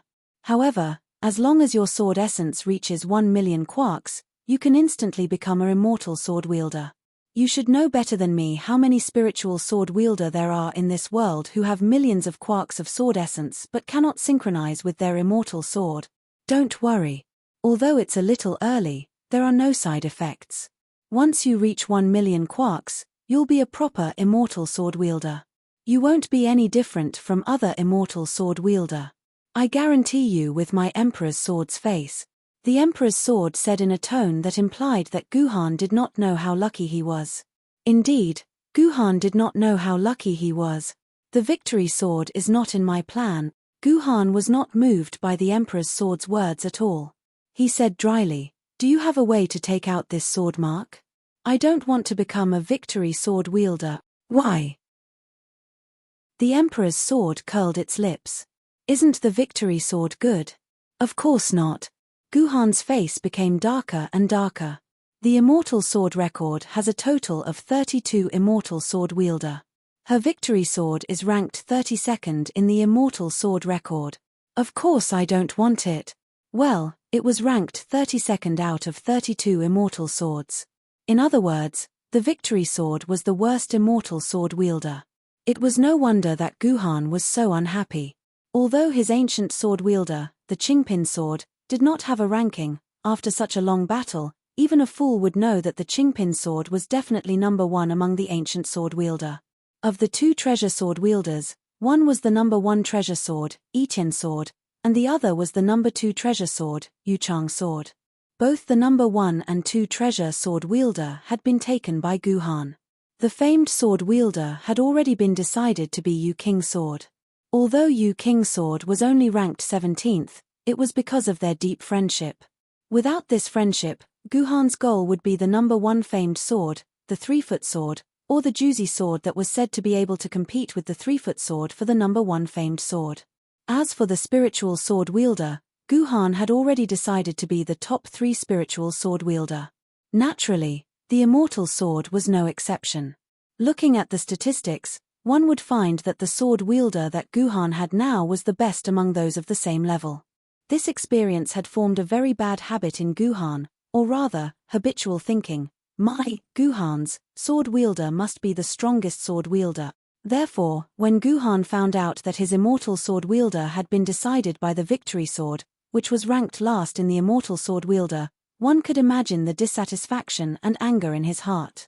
You let a straight-A student, who was the top student in elementary school, suddenly fall to the bottom of the grade in high school. Naturally, he was not happy. Mother **K, I can't believe Yi Qing actually fancied this kind of person, Emperor Sword suddenly scolded in a very disgusted tone. You really are an idiot. How did someone like you become a sword wielder? Don't you guys have something called cut black hair? Go get one, and naturally, all the sword scars will be removed. You will never become an Emperor Sword wielder in this lifetime, I promise. After saying that, Emperor Sword's voice disappeared. Guhan knew that he had offended Emperor Sword wielder greatly. Moreover, Emperor Sword wielder had conveniently raised a flag above his head. Was I wrong? Guhan looked at the victory sword in his hand and asked himself silently, I understand. I was really wrong. Ji Han casually snapped the flag that had been raised above his head and touched the sword of victory in his hand. He had already realized the arrogance of his own mind. I'm sorry, I was wrong. The sword lady is not noble or lowly. Please forgive me. From today onwards, you are my immortal sword wielder. Guhan, have you **King thought of a solution? I'm about to die. At this time, Bastet let out a ghostly cry. His body had already been charred by Loki's magic. It seemed that his divine power shield had been broken by Loki. Forget it. Let's solve the problem in front of us first. Guhan held the victory sword in his hand and leaped up. In a flash, he landed on Hyla's head. Chapter 549. Hyla, who was busy fighting with Bast and the other two, felt very proud. Fighting 3 opponents of the same level alone, her name would definitely be known throughout the world. On the universe-level Yuan Ku catalog list compiled by the humans, she would probably be promoted a few more places. Just like how the sword ladies had the ancient sword record and famous sword record, the sword bearers had the ancient sword ranking and famous sword ranking, the humans had naturally created a list for Yuan Ku called Yuan Ku Catalog, and all the known Yuan Ku would be listed on this list. Although this was compiled by the humans for their own use, and to Yuan Ku, this should be something that they abhor, in reality, the Yuan Ku Catalog was very popular among Yuan Ku. Everyone wanted to advance a few names on the Yuan Ku Catalog, and the top 10 of the Yuan Ku Catalog, Yuan Ku was also very arrogant and respected by all the Yuan Ku. P.S. Yesterday, a reader asked me why the sword bearers and the sword ladies had rankings, but not Yuan Ku. This is illogical. The author thought about it. Indeed, the author had forgotten about this setting. There should be something to rank Yuan Ku, so today, the Yuan Ku Catalog made its debut. Of course, it will feel a little abrupt now, and the reading will be a little unpleasant. The author apologizes to everyone, I'm sorry. Just as Hyla was fantasizing, a huge sense of danger suddenly surged from her bones, from her divinity. This was an unforgettable feeling. Once upon a time, on that dusk when even the sky was burning, she had been buried in the sea of fire with this feeling. I have to escape. This was Hyla's first reaction. Then, she gave up fighting the 3 Egyptian gods in front of her without hesitation, turned around, and began to escape. However, at this time, she did not want to tangle with the 3 Egyptian gods, but the 3 Egyptian gods did not let her go. Bast and the other 2 immediately wrapped themselves around her. One hugged her waist, one hugged her tail, and the last one grabbed both of her hands. In an instant, Hyla was unable to move. Die. Hyla only saw an extremely familiar flame flash past, and the burning sensation that had once made Hyla wish she was dead once again descended upon her body. Just as Guhan had guessed, the Sword of Victory had an extraordinary restraining ability against Hyla. Even when Guhan used it as a treasure sword wielder, he could easily ignore Hyla's protective divine power and pierce through her heart, causing her body to start burning. Hyla. Seeing this, Loki's expression changed drastically. Medusa, are you still not going to act? Ahahaha. Your Majesty God King Loki, didn't you tell me that the 2 of you can kill these traitors of Egypt? The void was torn open again, and a vicious woman with 9 snakes on her head walked out. Guhan had seen this Yuan coup before. It was Medusa, who had almost sent Guhan to the abyss of death more than a month ago. As soon as Medusa came out of the void, the 9 giant snakes on her head appeared in front of Bast and the others in an instant, and a dark red ray of light went straight for the eyes of Bast and the other 2. Bast and the other 2 were very familiar with Medusa, so they immediately closed their eyes and used their godly spirits to protect their eyeballs. Only then did they not directly turn into stone statues by Medusa's dark red ray of light. However, after being disturbed by Medusa, the heavily injured Hyla took the opportunity to struggle out. Medusa's 2 giant snakes coiled around Hyla's waist and brought her to Loki's side. Damn it! This is the flame of the Sword of Victory. How could I forget that she's still in Yuzhang City? Loki saw the sun-like flames on his daughter's body, and his heart ached terribly. I say, Loki, you'd better think of a way to save your little lover. This flame is very powerful, and I think your little lover will soon be burned to ashes, Medusa said gloatingly. However, Medusa was not wrong. If the flame of the Sword of Victory was not dealt with, Hyla would really die. However, as a divine weapon born in the sun, how could the flame of the Sword of Victory be so easily extinguished? In the world of the Norse gods, the flame of the Sword of Victory was said to be extinguished only by life, which meant that the flame would only be extinguished when the person who ignited it died. Once upon a time, the entire divine kingdom of Northern Europe was ignited by the flames of the Sword of Victory, and there was no way to put it out manually. The survivors could only watch the flames burn Asgard into ashes. It was not until all the lives on the land were gone that the flames finally extinguished. This showed how terrifying the sun flame on the Sword of Victory was. The Sword of Victory and Loki were both divine weapons of the same divine system and dimension. In order to deal with the threat of the Sword of Victory, Loki had already figured out many ways to deal with the Sword of Victory, especially the sun flame burning on the Sword of Victory. Loki had come up with no less than 10 ways to extinguish this damn flame. However, later on, Frey dug his own grave and gave the Sword of Victory as a betrothal gift to his ally, the Flame Giant King. The Sword of Victory became Loki's weapon instead, and the method Loki had prepared was no longer useful. After coming to this world, Loki thought that the method he had painstakingly thought of to deal with the flame of the Sword of Victory would no longer be useful, but he did not expect it to come in handy now. Medusa, bite Hyla's body and inject your venom into Hyla's body, Loki said with a cold face. My venom? Medusa was stunned. Loki, you have to think carefully. My venom is prepared for Poseidon, and this is a venom that can even poison Poseidon to death. Are you sure your daughter can withstand my venom? Of course, as long as I tell you to stop, you will stop, Loki said with a livid face. Loki said with a livid face. 8 of the 9 heads of the Medusa stared at Bast and the other 2, while the last one bit Hyla's arm and injected the venom in its mouth into Hyla's body. As expected, as the venom was injected, the flames on Hyla's body gradually disappeared. Stop. Loki stared closely at the condition of Hyla's body. When the flame weakened, he immediately opened his mouth and told Medusa to stop.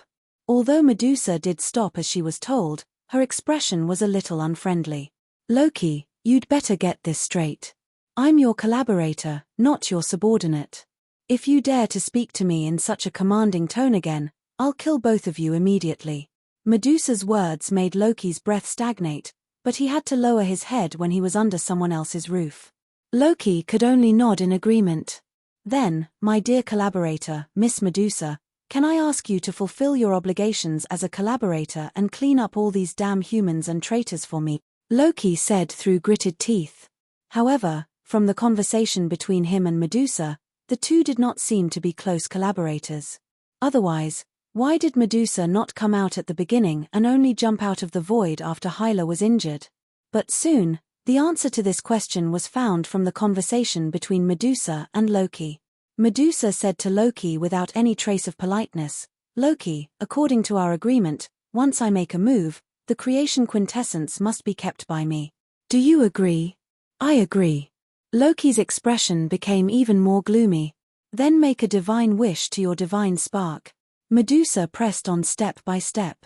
The god's wish that Medusa spoke of was a vow made by a deity with his own divinity as the capital.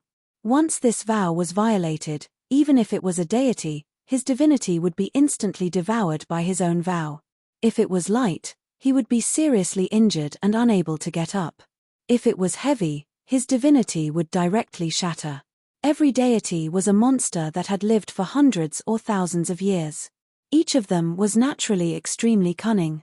Without something like a divine wish to restrain them, there was no trust between deities at all. Of course, divine wishes could only be used between deities. Between deities and non-deities, or between deities and sword-bearers, divine wishes could not be used to maintain trust. The current king of the Norse deities, Loki, swears on his divine spark to the void. As long as Medusa helps me defeat these humans, obtain the Imperial Zerg, and destroy Yuzhang City, I will hand the creation divine spark to Medusa for safekeeping until Medusa kills Poseidon. Loki said this word by word very clearly. Medusa read it a few times and felt that there were no loopholes. Then, the 9 snake heads started to laugh crazily. Good, good, good. You humans and traitors will become my sacrifices on the way to kill Poseidon. Medusa laughed maniacally. The 9 snake heads instantly turned into 9 giant snakes. They spat out their snake natures and attacked the dumbfounded Bast and the other 2. What a joke, Medusa. You're just a Yun-level Yuan-Ku. What can you rely on to defeat 3 of us deities? Bast said disdainfully. It was not like he had never fought with Medusa in the past. Medusa, this stupid snake, had never been able to defeat Bast. Medusa was a snake, but Bast was a cat. He had searched on Baidu about cat and snake battles. Unless there was a difference in size, a snake would never be a match for a cat. Therefore, when he heard Medusa say that she wanted to fight 3 alone, Bast was very disdainful. I can kill you with one hand. However, when he really fought with Medusa's 9 snake heads, Bast knew that he was no match for Medusa at all. Whether it was speed, strength, or venom, the attacks of these 9 snakes were not on the same level as those of Medusa 700 years ago. They were all several times stronger. In the past, Bast could fight against 9 snakes at the same time, but now, just 3 of them were enough to make Bast feel powerless. In addition, Bastet was already injured by Loki before. In less than a few minutes, Bastet let out a scream as his body was bitten by the snake head. If Bastet hadn't made a prompt decision to cut off the bitten part of his body and throw it away, Bastet would have been poisoned by now. Damn it, be careful. Medusa is already a Yun-level Yuan-Ku. Bast used his injured body to give his friends such a reminder. Chapter 550. In fact, even without Bastit's words, Isais and Anubis knew that Medusa was different from the past. They had fought and killed their way to where they were in the past, so they knew each other's moves very well. Medusa's ranking in the Universe-class Yuan-Ku catalogue was not even as high as the 3 Egyptian gods. In the past, no matter what, the 3 Egyptian gods could catch Medusa and beat her up, not to mention when the 3 of them worked together to fight Medusa. But now, they were being beaten back by Medusa, and they were about to be forced into a corner. Behind them was Guhan, who had just seriously injured Hyla, and his sword essence was only in the hundreds. Just now, in order to kill Hyla in one fell swoop, Guhan had poured all the sword essence in his body into the Sword of Victory, then used the strongest killer move of the 9 swords of mysterious heaven, Sword Dipper Vault, and used the strongest attack he could use in the future to seriously injure Hyla in one fell swoop. Otherwise, no matter how much the Sword of Victory restrained Hyla, it would not have made Hyla fall into the rhythm of certain death in an instant. But now, the sword essence in Jiyu Han's body was completely used up, and the direct consequence of this was that Jiyu Han's physical strength also fell into an extremely low state. Now, Jiyu Han could not even lift a pair of chopsticks, let alone fight. It would take a lot of effort. Miss Medusa, we meet again. Seeing that the 3 Egyptian gods had been forced in front of him, Guhan smiled bitterly and said to a snakehead in front of him, Guhan, be careful, you will be turned into stone by Medusa, the 3 Egyptian gods said nervously. It's okay, I'll talk to Miss Medusa. Guhan smiled slightly and said to the snakehead, Miss Medusa, You won't mind me talking to this mortal, right? Don't tell me you're afraid of me. Oh, you do have some guts.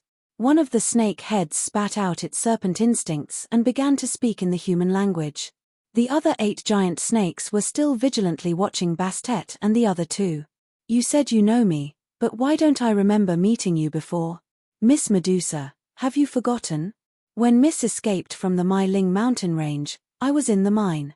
Later, I spoke with Miss Medusa and accidentally angered Miss Medusa. She turned me into a piece of stone. Miss, do you remember? Guhan smiled and told her about his encounter in the Mai Ling mountain range. I remember now. You are the human who dared to insult me. You're still alive. I really underestimated you back then. I didn't expect you to be able to injure Hyla a month later. Although you borrowed the power of the victory sword, your strength is no weaker than a spirit sword level sword wielder. If only I had been more ruthless back then, Medusa said with a hiss. But isn't this brat still in your hands, Miss Medusa? Guhan smiled bitterly. I didn't expect Miss Medusa to become an Eon-level Yuan Ku. I have to congratulate Miss Medusa here. Ha ha ha. This is all thanks to those bugs in Yuzhang City.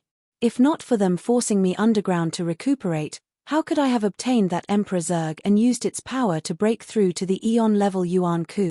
Medusa's face was full of a proud smile. You didn't expect this, did you? The Emperor Zerg that you are so proud of is also the key for us gods to increase our strength. From today onwards, we will no longer be fixed at this realm that has not changed for 1,000 years, ha ha ha. Medusa laughed arrogantly, but she did not realize that she had leaked an extremely important piece of information. So the Emperor Zerg can increase our strength by 1 level. Loki, who was standing next to the Emperor Zerg, clenched his fists tightly. This was the first time he had heard of this. He had never thought that the Emperor Zerg that only humans could use could also increase Yuan Ku's impenetrable and unbreakable realm. This was definitely an unexpected discovery. One could imagine how big of an uproar it would cause in the Yuan Ku once this news spread. Even Bast and the other 2 in front of Guhan were looking around with greed in their eyes. They were wondering if they should snatch an Emperor Zerg back and increase their strength to the Eon-level Yuan Ku just like Medusa. If all the Yuan Ku knew about this, the 8 bases would probably be besieged by waves of Eon-level Yuan Ku's armies just to snatch the Emperor Zerg dimensional crystal in the dimensional barrier. Medusa realized that she had leaked the information when she saw Bast and the others' expressions. An angry expression appeared on her face. What are you so happy about? Do you think that the Emperor Zerg will help you increase your realm? Without the secret technique that I have been researching for hundreds of years, you can forget about increasing your realm even if you hug the Emperor Zerg to sleep every day. Oh, if that's the case, may I ask Miss Medusa, where is your Emperor Zerg? Can you protect it with your body? Guhan asked again. At this time, Loki suddenly felt that something was wrong when he heard Guhan's question. Was Guhan trying to provoke the idiot Medusa? Medusa did not speak. Guhan continued, actually, it's not hard to guess. Miss Medusa must have lent the Emperor Zerg to Loki. Otherwise, Loki wouldn't have thought of using Miss Misaka Mikoto to come up with this vicious plan to kill more than half of the swordbearers in Yuzhang City. Then let me make a bold guess. The reason why Miss Medusa is willing to lend the Imperial Zerg to Loki is because she wants to borrow the creation deity's divinity in Loki's hands. She wants to use the power of the creation deity's divinity to destroy Poseidon and avenge you, right? You must have heard Loki's divine wish and guessed it. Medusa's snake head nodded and said without hiding anything, that's right. After Yuzhang City is destroyed, Loki will give me the creation deity's power so that I can use it to kill Poseidon. Hee hee. Miss Medusa, believe it or not, I still have to tell you that you won't have the chance to use the creation deity's power in this lifetime. Guhan had a mocking expression on his face. What do you mean? Medusa's snake face froze. Loki, who was next to her, immediately said, Medusa, don't listen to this human's provocation. He wants us to kill each other so that he can save his Yuzhang City. Master Loki, whether I'm trying to provoke you or not, it's not too late to discuss it after I'm done talking. Why are you in such a hurry to stop me from talking? What do you mean by that? Guhan said sinisterly.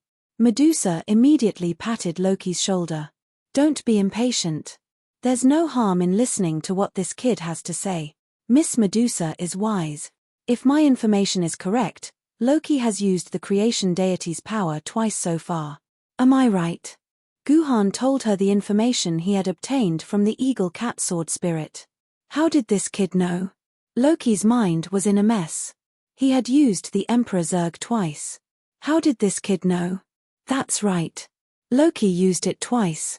The first time was to threaten Misaka Mikoto and the second time was to kill that old man Ju Wudao. I saw both of them, Medusa said. That's good. Logically speaking, after entering the core area of Yuzhong City, he only needs to use the creation deity's power one more time and Yuzhong City will be destroyed in an instant. Wouldn't it be easier to take away the Emperor Zerg from the dimensional wall then? However, Master Loki is in such a hurry to take away the Emperor Zerg. Therefore, I think that an Emperor Zerg can only support the use of the creation deity's power twice. Am I right, Master Loki? Loki and Medusa did not say anything. It was obvious that they had agreed to this point. That's good. If the Emperor Zerg in the dimensional wall is really in Master Loki's hands, he will definitely use it once to destroy Yuzhong City. Then, this Emperor Zerg can only be used one more time. Guhan smiled even more happily. Miss Medusa, do you really think that Loki is willing to use it on Poseidon? Human, don't try to sow discord between us. Since your damn Yuzhong City has been destroyed, of course I will use the last chance to deal with Poseidon. What's there to doubt? Loki said hurriedly. That's not necessarily true.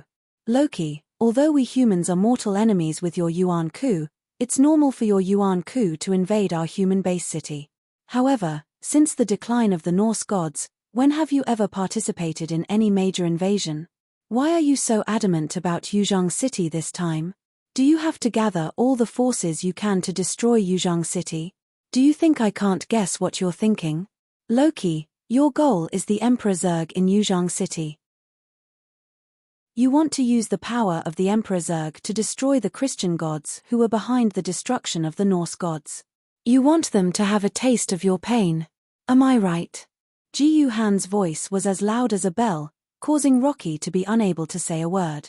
Originally, after you obtained the creation godhood, you planned to forcefully attack Yuzhong City while it was still short of manpower to seize the Imperial Zergs here.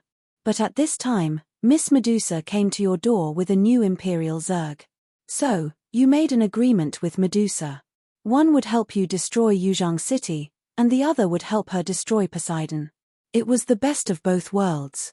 However, you probably guessed that the Emperor Zerg could only be used a limited number of times. To be safe, you decided to seize the Emperor Zerg in Yuzhong City. However, you never expected that the sword element in the Emperor Zerg would only be enough to trigger the creation deity's power twice. When Baiju Jendi died with you, you realized that the Emperor Zerg in Yuzhong City, which was originally just a form of insurance, had become the Emperor Zerg that you had to obtain. That was why you came here as soon as you entered the core area. For the sake of the Emperor Zerg, you didn't even bother commanding the Yuan Ku.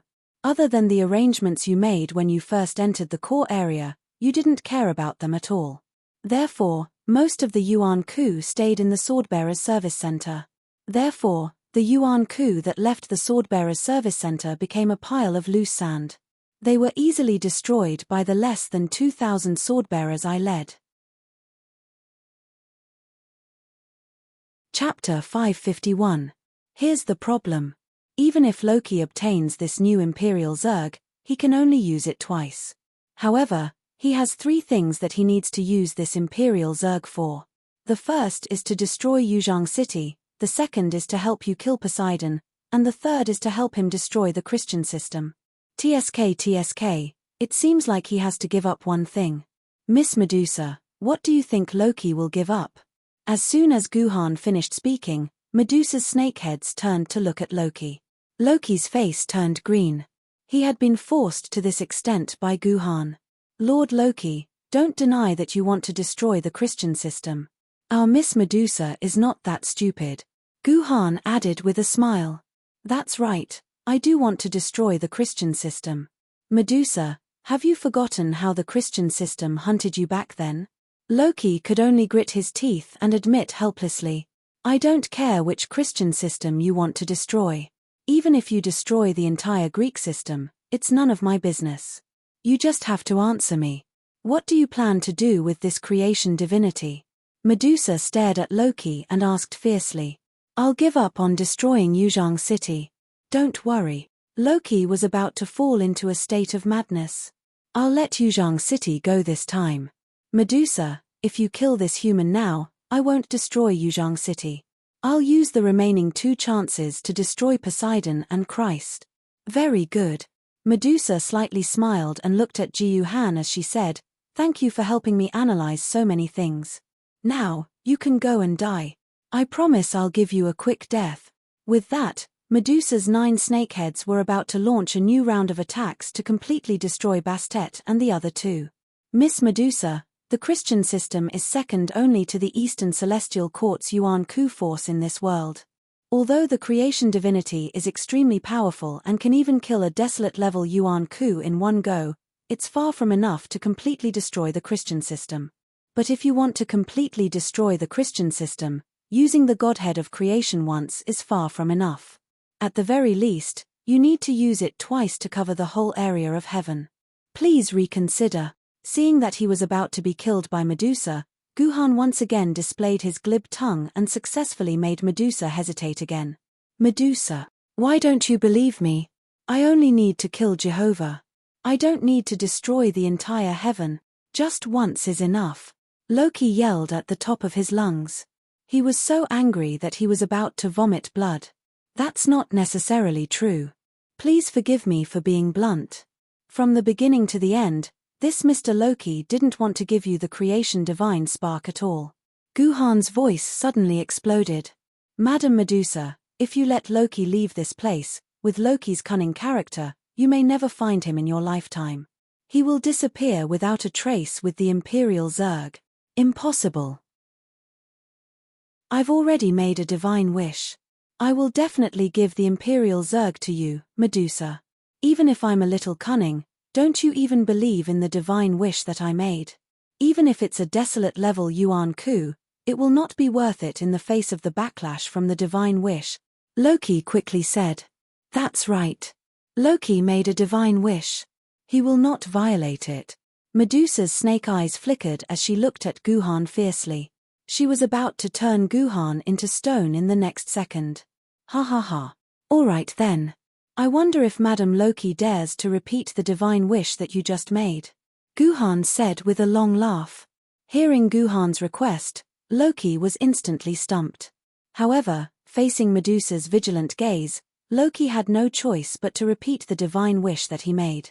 The current king of the Norse pantheon, Loki, swears on his divine spark that as long as Medusa helps me defeat these humans, obtain the Imperial Zerg, and destroy Yuzhang City, I will give the creation divine spark to Medusa for safekeeping until Medusa kills Poseidon. That's right. After destroying Yuzhang City, you will hand over the creation divine spark to me. Is there any problem with this divine wish? Medusa checked the divine wish again and found that there was indeed no problem. Sigh, a snake's brain is really not that good. Miss Medusa, don't tell me you've forgotten that Loki has just assured you that he will give up on destroying Yuzhang City. Since Yuzhang City will not be destroyed, then the divine spark of creation will naturally be in Loki's hand. This divine wish is simply a divine wish that cannot be fulfilled. Guhan sneered. What? Only then did Medusa react. 3 of the 9 snake heads turned around and stared at Loki. Loki, what do you mean by this? Are you playing me like a monkey? Are you crazy? Not destroying Yuzhang City was decided after I made the divine wish. When I made the vow, how could I know that I would give up on destroying Yuzhang City now? Loki also defended himself angrily. Seeing Loki's frantic face, Medusa started to believe Loki a little. No. Miss Medusa, Loki never thought of destroying Yuzhang City from the beginning to the end. His only thought was to completely destroy heaven. Guhan immediately said, Don't forget our debate just now. There are only 2 chances left to use the creation divine spark.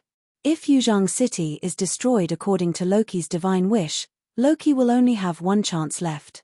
Whether he will destroy heaven or help Poseidon, don't you know? In the original world, Loki had even destroyed his own Norse pantheon for the sake of revenge. Believe me, Loki had already thought of this word game when he made the vow. At that time, he had already given up on destroying Yuzhang City. As long as he got the Imperial Seed, he would immediately disappear without a trace. That way, he wouldn't have to worry about the backlash of the Divine Wish, and he would have 2 chances to use the Creation Divine Spark. How could Loki give up on such a good thing? From the beginning to the end, he has been playing you like a monkey. By the way, I have another piece of evidence to prove that Loki has already decided to give up on destroying Yuzhang City. Just when Loki made the Divine Wish, my master, sword immortal cloudy sky, and the majority of Yuzhang City's troops had already broken out of Yang Fortress with the help of Hao Tianjendi. They are rushing back to Yuzhang City at full speed. Didn't Loki ask Zeus and Jehovah to restrain Hao Tianjendi and Long Shijendi from afar? Since Hao Tianjendi can act freely now, Zeus and Jehovah must have given up on restraining them because they received news from Loki that Loki has given up on destroying Yuzhang City. Guhan's words were like a sharp knife. The fragile alliance between Medusa and Loki was about to be cut off by Guhan. Nonsense. Medusa, this human is a swordsman. He is trying to sow discord among us to protect his Yuzhang City. Don't believe what he says. Loki said hurriedly. TSK, Lord Loki, can't you even produce a little bit of evidence? Is that all you have left to say? Guhan laughed. Medusa, I, Guhan, am a citizen of Yuzhang City in life and a ghost of Yuzhang City in death. Since Yuzhang City will not be destroyed, I have nothing to feel sorry for. I just don't want to see Loki, the instigator, get away with killing 2 birds with 1 stone. Miss Medusa, if you really can't tell whether it's true or not, then let's do it this way. Let go of Bast and the rest and let them kill Loki.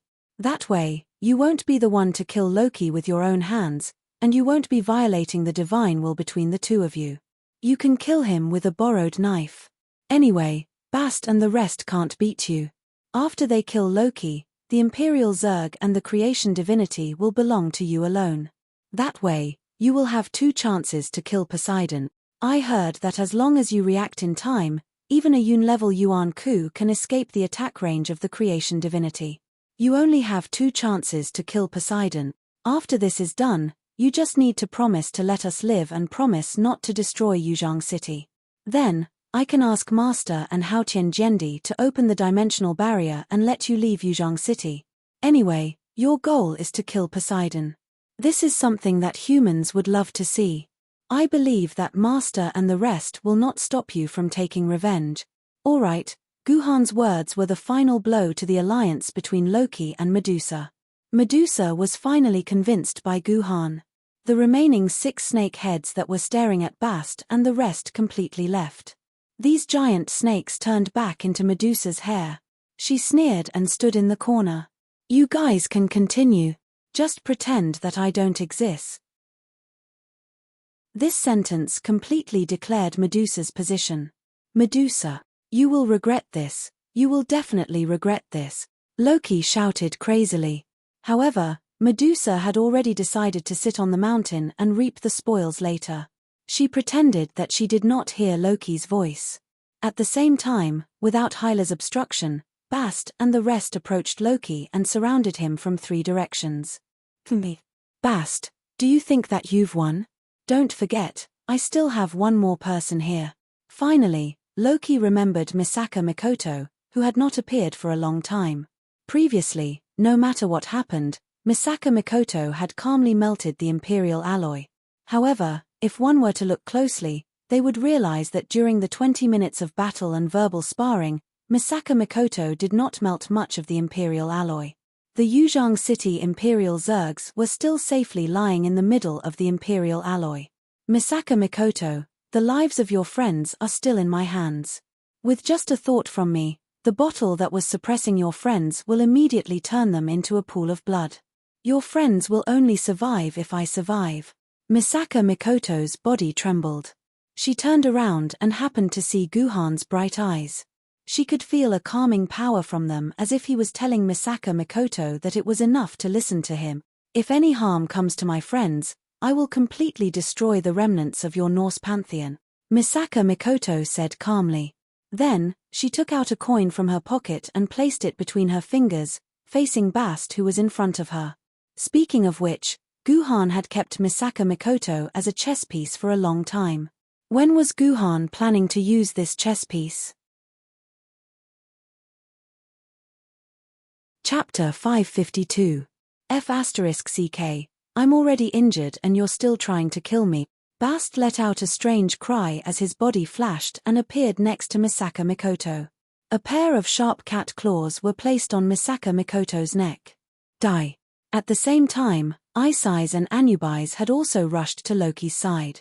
Loki quickly covered himself with a water curtain skyflower and once again activated his spell machine cannon form. Super magnetic storm. Seeing Bast appear next to her, Misaka Mikoto hurriedly stretched out her hand and pressed it on Bast's body. Immediately after, a violent electromagnetic storm was formed. Perhaps Misaka Mikoto had unleashed her full potential in a panic. The power of the electromagnetic storm was quite shocking. Even Loki, Iceyes, and Anubis who were fighting had to take defensive measures to resist the sudden storm. Ji Han, who was lying on the ground, was thrown to the roof by the electromagnetic storm and fell heavily to the ground. No one knew if his bones were broken or not. As for Misaka Mikoto and Bast, who were in the center of the electromagnetic storm, both of them were sent flying and crashed into the wall. Bast, who fell to the ground, spat out a dozen mouthfuls of blood.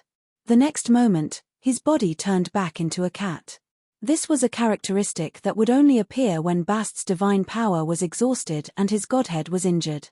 Unless Bast decided to fight with his life on the line, he would not be able to continue fighting. Misaka Mikoto was not much better off. Although the electromagnetic storm could not hurt her, Bast's cat claws had left 3 wounds on Misaka Mikoto's neck. It was unknown if Bast had injured her arteries as blood gushed out like a fountain.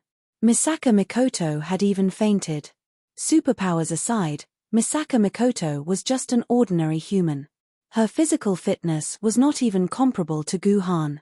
It was normal for her to be destroyed by the electromagnetic storm. Damn it, this mutant human is really useless. Loki cursed when he saw that Misaka Mikoto had lost her ability to fight. At the very least, Misaka Mikoto had helped him eliminate one of his opponents. He did not have to face a 1 versus 3 situation. Now, all he had to do was to fight against 2 opponents. Even though the odds of winning against 2 opponents were slim. This time, nothing unexpected happened. Loki was surrounded by Iceyes and Anubis. None of his defensive spells were very useful. Soon, Loki's body was covered in blood. There were countless wounds on his body. He was about to die at the hands of Iceyes and Anubis. Human, you win this time. I don't want to play with you anymore. Loki's figure blurred and disappeared. Not good, we have to seal the void quickly, Loki is escaping, Iceyes said to Anubis. The 2 of them prepared to enter the void and chase after Loki. Don't worry. Haven't you noticed? The surrounding void has long been sealed. Guhan sneered. Iceyes and Anubis looked at each other. Their divine senses spread far away in the void. Soon, they found a barrier not far away that prevented anyone from leaving the vicinity through the barrier. Of course, as long as they spent some time, they could break the barrier at this location. However, that was enough time for their pursuers to rush to the location of the broken barrier and drag their opponent out of the void. So, the question was, who sealed the barrier? Iceyes and Anubis looked at Medusa, who was watching intently. Medusa smiled proudly. Clearly, this barrier was her handiwork. Only by killing Loki could they obtain the creation deity and imperial zergs. Medusa, of course, did not want to see Loki escape. She came here with that in mind. Over there. Suddenly, Medusa pointed at a certain spot. Iceyes and Anubis understood, and the 2 of them flashed to the spot Medusa pointed at. Their bodies submerged into the void, and in less than 3 seconds, they brought Loki, who was trying to break through the barrier at that spot and escape from the sealed void, back to the modern world. Loki, who had failed to escape, had completely become a drowning dog. Although he still wanted to resist, Ice-Eyes and Anubis would never give him another chance. Ice-Eyes' slender jade disc suddenly turned into a fat bear's paw with brown fur. It hit Loki's leg bone with the force of 1,000 pounds. Loki screamed and his leg bone turned into a pile of broken glass. Anubis couldn't do anything about it either. His scepter kept striking Loki's body. Each strike caused Loki's body to cave in. Soon, Loki's body looked like the surface of the moon, full of bumps and hollows. At this time, Loki had almost lost the ability to resist. It was difficult for him to even release magic. Hurry up and destroy his divinity. Seeing that Loki was about to die, Ice-Eyes reminded excitedly. Divinity was the root of all God's power, and Loki was naturally no exception. Guhan controlled the divinity of Bastet and the other two. He could make Bastet and the other two listen to him. The importance of a divinity could be imagined. Once Loki's divinity was destroyed, even if Loki did not die, he would become immortal again. At most, he would be a soul-rank Yuan Ku who knew a little magic and had a slightly stronger body. "No. You can't do this to me," Loki said weakly. But what was the use of such powerless words? Soon, Anubis' scepter stabbed into Loki's body, creating hole after hole in Loki's body. Godhood was hidden somewhere in the body of a god. As for where it was up to the god to decide. According to Anubis' poking, it would not be long before Anubis found the location of Loki's hidden divinity. "You forced me to do this. I didn't want to do this." Loki, who felt that death was in front of him, muttered to himself. What did he just say? Anubis vaguely heard Loki's words. He could not help but stop the scepter in his hand and began to recall what Loki had just said. At this moment of pause, Loki touched the void and took out a snow-white lotus. The lotus was so pure and beautiful that anyone who saw it could not help but recall the sins they had committed, and then began to repent from the bottom of their hearts. "What is this?" Anubis was stunned when he saw the lotus, and then he remembered the countless undead that he had sent to hell. "This is the creation divinity." Medusa, who was watching the show from the side, suddenly stood up. The 9 snake heads on her head instantly emerged, and the snake mouth rushed towards the lotus, trying to get the creation divinity into her hands. "You forced me to do this. You forced me to do this." Loki did not care about Medusa's snake heads rushing towards him. The next moment, a golden light appeared under Loki's crotch, and a small person that looked like Loki's figurine emerged from his crotch. In less than 0.01 seconds, it directly rushed into the white lotus. What is he doing? Ice-Eyes and Anubis were dumbfounded when they saw Loki's divinity being quickly swallowed by the white lotus. Even Medusa's snake heads stopped and stared at the white lotus warily, not daring to approach it for the time being. "Ha ha ha. Do you think that Imperial Zergs are the only way to use the creation divinity?" Loki began to laugh wildly, and there was a hint of coldness in his voice. "Other than Imperial Zergs, the divinity of us universal deities can also activate the power of the creation divinity. In another 15 seconds, the power of the creation divinity will completely explode, and all of you will die here, all of you will die here. This Yuzhang city will also be buried with me. Ha ha ha ha." Loki laughed even more crazily. Such an unforeseen event caused everyone present to be dumbfounded. The fear of death instantly surged into their hearts. F***ck. The first to react was Medusa. The universe-level Yuan Ku immediately disappeared, frantically running for his life outside the core area. Ice-Eyes and Anubis were the next to react, and these two unlucky people also disappeared in an instant. Even Bastet, who was pretending to be dead, disappeared without a trace. Only Guhan, Misaka Mikoto, and Loki, who had lost his divinity, were left in the entire underground area. "Ha ha ha, human, you're really amazing. My good situation has been turned into this by you with just a few words." Loki stared at Guhan with hatred, and a proud and cruel smile appeared on his face. "However, your good luck ends here. If you had obeyed me just now and not instigated Medusa, then Yuzhang City could still be preserved. But now, Yuzhang City will be buried together with you, me, and those 4 idiots. Is that so? Guhan stood up, took out his Qingpin sword, and appeared in front of Loki in an instant. He then placed the Qingpin sword on Loki's neck. At that time, there were still 10 seconds before the creation divinity exploded. It's a pity that you can't die in the hands of this creation divinity. I want you to die under the sword of the lowest level ancient sword mistress. As soon as Guhan's voice fell, a huge head flew into the air. Guhan had personally beheaded Loki.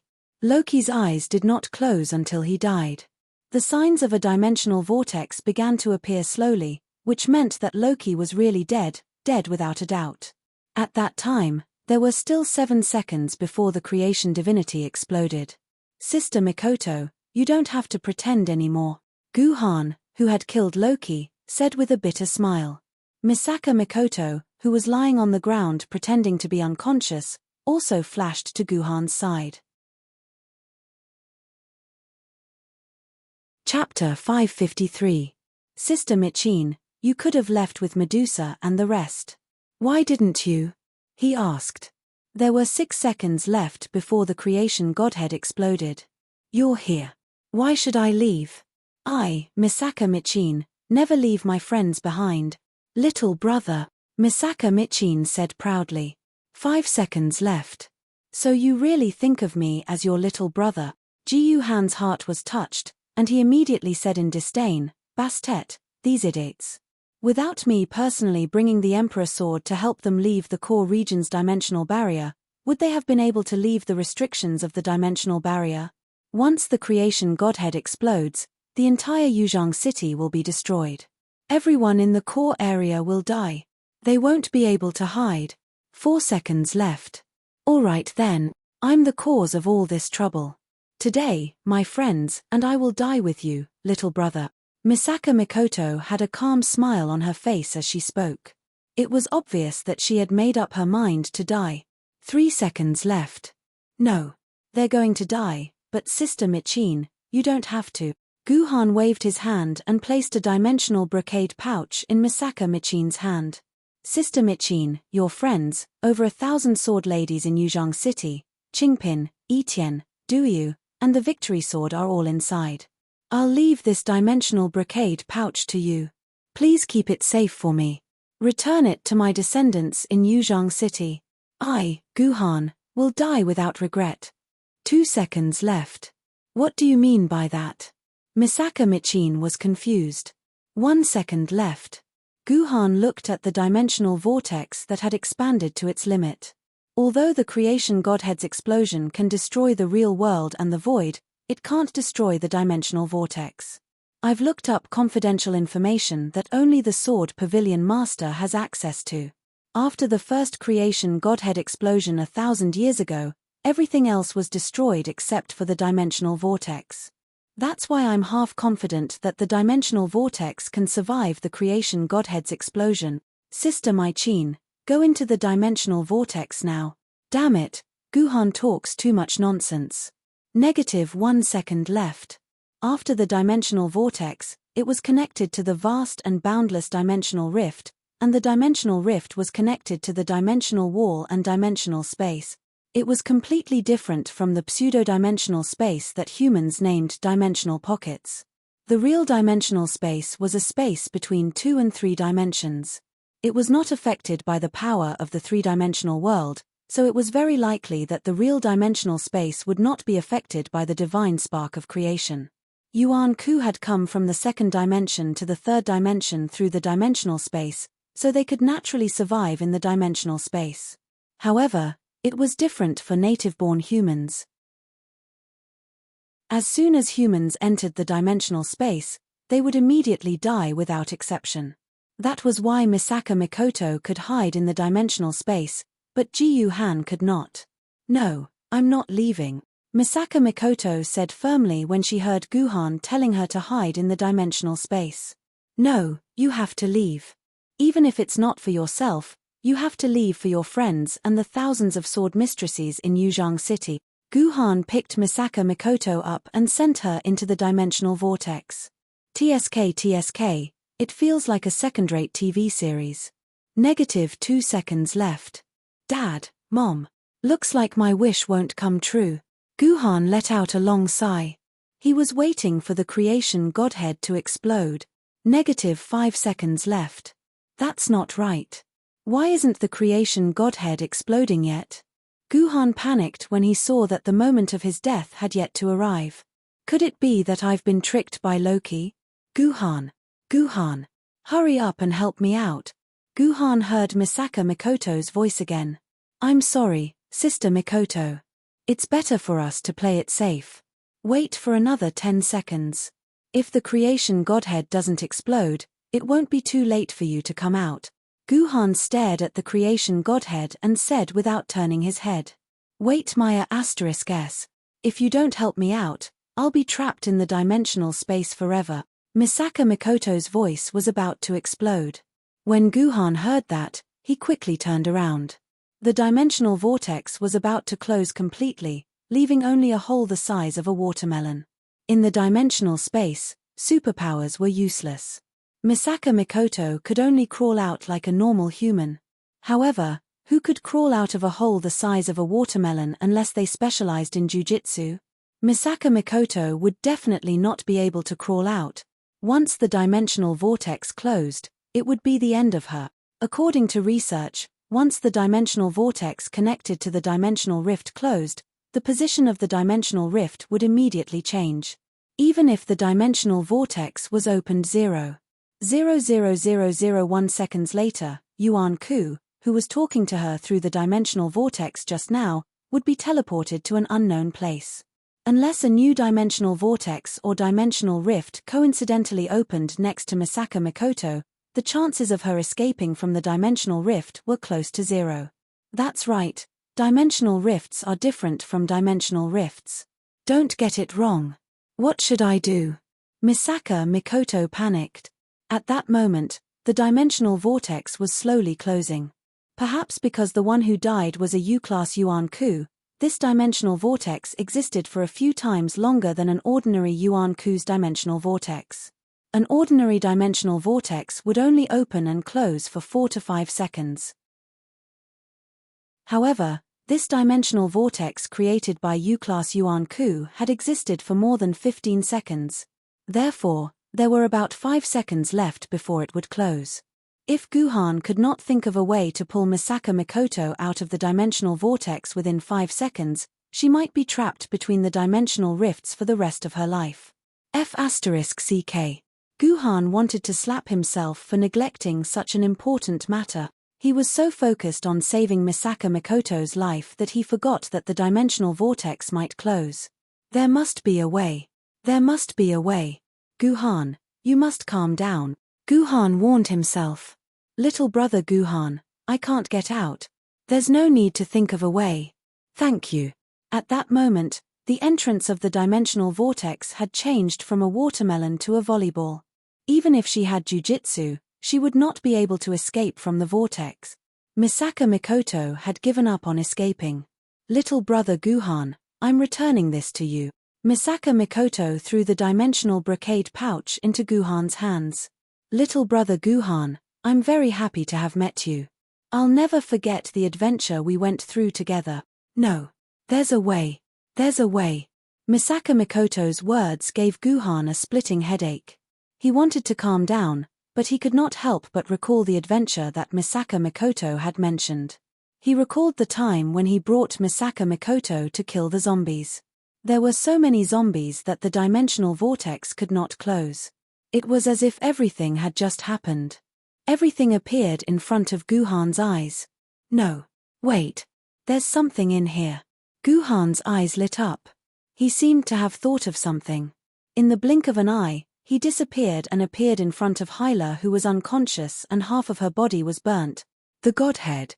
Where is Hyla's Godhead? At that time, the dimensional vortex in front of Misaka Mikoto had become the size of a baseball. Guhan's eyes kept searching Hyla's body. Is it here? Guhan pulled out his victory sword. First, he poked a hole in the heart. No, Hyla's Godhead was not inside. Here. Guhan then cut open Hyla's stomach. There was still no godhead. Could it be here? Guhan directly cut open Hyla's skull. No, there was still no godhead. Goodbye, little brother Guhan. The dimensional vortex had shrunk to the size of a nanfeng tangerine. There was only one last chance for the solid cold sword. Everything seemed to be beyond saving. It can't be here, right? Ji Han's last slash landed on Hyla's lower body without hesitation, directly cutting open the wound. Then, a golden figurine of Hyla appeared within. Without any hesitation, Guhan mustered up the last of his strength and slashed the victory sword on Hyla's figurine. The figurine was instantly cut into a golden light. Misaka Mikoto looked at her final ray of light. It was light coming from a hole the size of a needle's eye. She did not know how long it would take before she fell into the endless darkness. She did not know if she would have the chance to see the familiar sunlight again. Misaka Mikoto closed her eyes and waited for the endless darkness to come. However, not long after Misaka Mikoto closed her eyes, she felt the outside of her eyelids brightening up again. Sister Mikoto, are you planning to sleep in the dimensional rift? Guhan's familiar voice entered Misaka Mikoto's ears. Before Misaka Mikoto could open her eyes, she felt two hands hugging her arm. Then, her entire body was pulled out of the dimensional vortex. Ms. Misaka, you can't die. Otherwise, as your master, I'll be very sad. A mocking voice said. Misaka Mikoto opened her eyes and saw Yi Tian hugging her with a mocking expression. It seemed like she was the one who entered the dimensional vortex and pulled her out.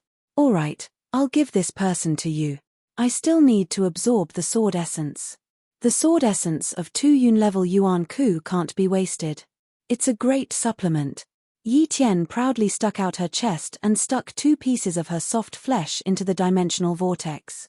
She enjoyed absorbing the sword essence inside. What happened? Why did the dimensional vortex appear again? Misaka Mikoto asked helplessly. Sister Mikoto, did you forget? Yuan Ku came from the same dimensional world. After his death, the dimensional vortex can be connected. Misaka Mikoto saw that Guhan's forehead was full of sweat. I killed Loki's daughter, Hyla, so that the father and daughter can meet in another world. Guhan said with a pout. Then, the Norse pantheon is almost dead. Misaka Mikoto felt sad when she heard that Hyla was dead. As expected, Sis Cannon's character had always been that of a saint. So be it. One day, all pantheons will be destroyed by me, Guhan said without any hint of modesty. Chapter 554. What an arrogant tone. Then, is this sovereign going to be killed by you too? Medusa's disdainful voice was heard when Guhan said that he would kill all the pantheons in the world. Miss Medusa, didn't you escape? Why did you come back? Aren't you afraid that the creation divinity will explode? Guhan asked with a smile. Medusa was furious when she thought about this. She escaped very quickly and arrived at the edge of the core area in less than 2 seconds. Only then did she realize that she was blocked by the core area's dimensional barrier. She couldn't leave the core area at all. Although the dimensional barrier in the core area wasn't as tough as the super-dimensional barrier that covered the entire Yuzhang city, even a desolate-level Yuan Ku would need more than 10 minutes to break through it. How could a Yun-level Yuan Ku break through this dimensional barrier in such a short amount of time? As a result, Medusa was angry, afraid, and depressed. She had no choice but to vent her anger on Bast and the other two. After Bast and the other two were beaten half to death, she realized that the power of the creation divinity had yet to explode.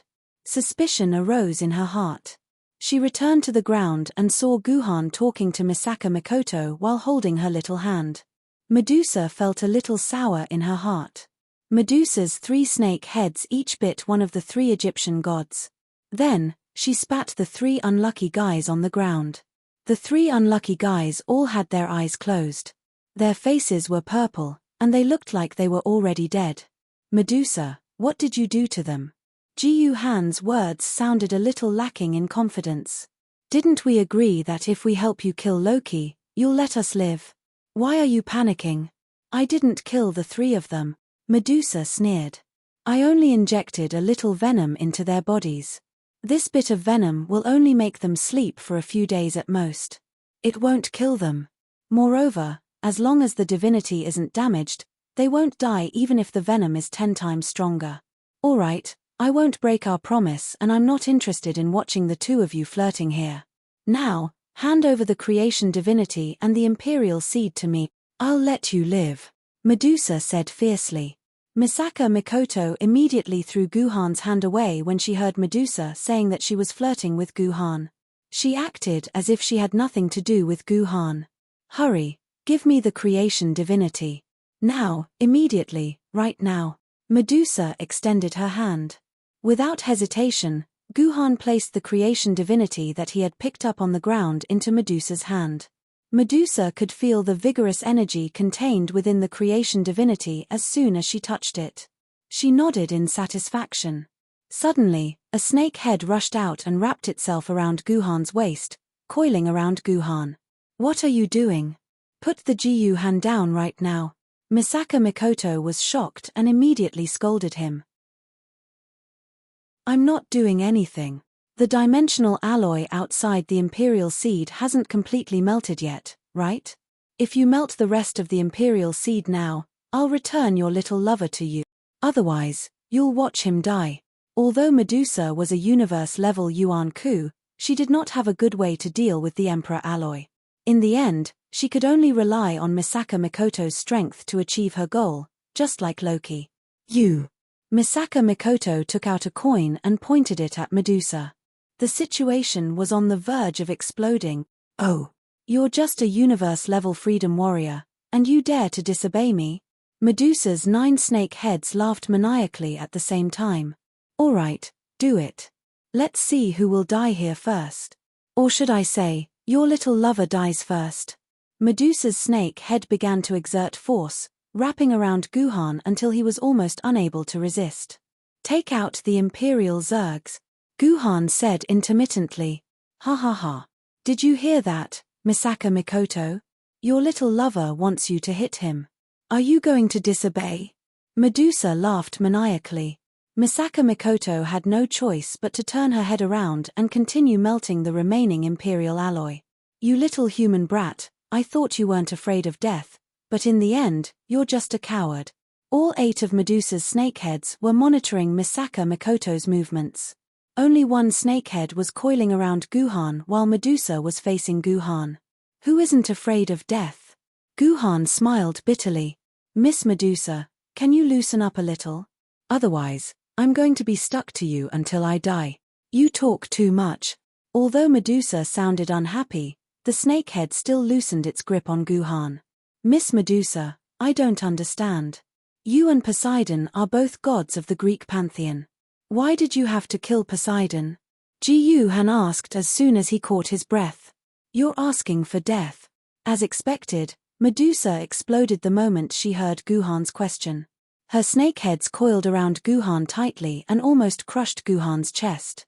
Medusa, let go of Guhan now, or else, you'll never get this Imperial Zergs. Misaka Mikoto had been paying attention to Guhan's condition. Once she saw that Guhan was in danger, she immediately threatened him. Misaka Mikoto's threat worked. Very soon, Guhan could breathe again. Medusa stared at Guhan for a long time. Suddenly, she let out a sigh. Fine, there's no harm in telling you. I've been holding this in for a long time. It's to the point where I can't let it go. Before I came to this world, when the name Medusa was just a mortal's name, my life was so simple and happy. As Medusa spoke, her eyes gradually revealed a look of reminiscence and intoxication. Gyuhan could even see a rare innocence that only belonged to a young girl in Medusa's eyes. Back then, I was just a normal priestess in the Temple of Athena. My family couldn't raise me, so they sent me to the Temple of Athena. I grew up there until I was 16 years old. When I was 16, I was so beautiful, so dazzling. I was loved by men and hated by women. Even the other priestesses hated me. If it wasn't for the priestess who took me in, I'm afraid I would have been killed by my beauty. But the young me didn't notice any of this. I even secretly stood under Athena's statue and kept comparing my beauty with Athena's. Then I realized that I was even more beautiful than Athena. I didn't dare to do such a disgraceful thing in the day. So, I could only secretly compare at night. That night, Poseidon was having a feast in Athena's kingdom. I happened to see myself on the other side of the main statue of Athena. At this point, the innocence in Medusa's eyes completely disappeared. It was replaced by deep hatred and anger. That perverted, despicable, cowardly man. How dare he call himself the god of the sea? That night, he secretly came to my side and turned into a handsome and strong warrior. He constantly used beautiful words to please me, used precious gifts to buy me over, and used his strong muscles to seduce me. He even loudly announced to everyone that I was even more beautiful than Athena. I was still young then. Very quickly, I fell head over heels for this guy. I felt that he was a brave man. I spent 7 days with him. Finally, one night, he pulled me into the temple. In front of the statue, he praised me as a woman more beautiful than Athena. I was intoxicated for a moment and let go of my restraint. Finally, Poseidon got what he wanted and entered my body. Medusa's face blushed when she said this. When the pain woke me up, I realized that I had been violated by this man in the temple. This was disgraceful. If Athena found out, I would definitely die. So, I started to fight back crazily. I wanted him to leave my body. I even begged him to wait until he left the temple before I let him enjoy himself. But this sex fiend completely ignored my request. Instead, it was because of my shouting that attracted the attention of Athena from the kingdom of heaven, allowing her to see this ugly scene. Medusa said through gritted teeth. Athena descended. This was the first time I saw Athena's true form. It was also the last time I saw her true form as a human. Athena called out Poseidon's true name. Only then did I know that this guy was not a human. He was the supreme god of the sea, Poseidon. When she said the word supreme, Medusa showed deep mockery and disdain. Then, Athena said that she would let me experience the cruelest torture in the world before killing me to maintain the dignity of her temple. So I begged Poseidon, begging him to save me. I naively thought that Poseidon was the younger brother of Zeus and Athena's uncle. Since Poseidon had my body, he would definitely plead for me. With his identity as her uncle, Athena would definitely let me go. I was too stupid. Poseidon was such a coward. He did not even dare to plead for me. His uncle was actually afraid of his niece. Not only did he not plead for me, he even pushed all the blame on me. He said that I seduced him and that I claimed to be more beautiful than Athena, which aroused his interest. He even said that he raped me to help Athena punish me and help her vent her anger. After that, Athena turned me into a gorgon. She said that she wanted me to live in the ugliest form in this world. Sob, sob, sob, sob. Medusa started bawling her eyes out. Even her 9 snake heads started writhing around. She had completely given up on keeping an eye on Misaka Mikoto.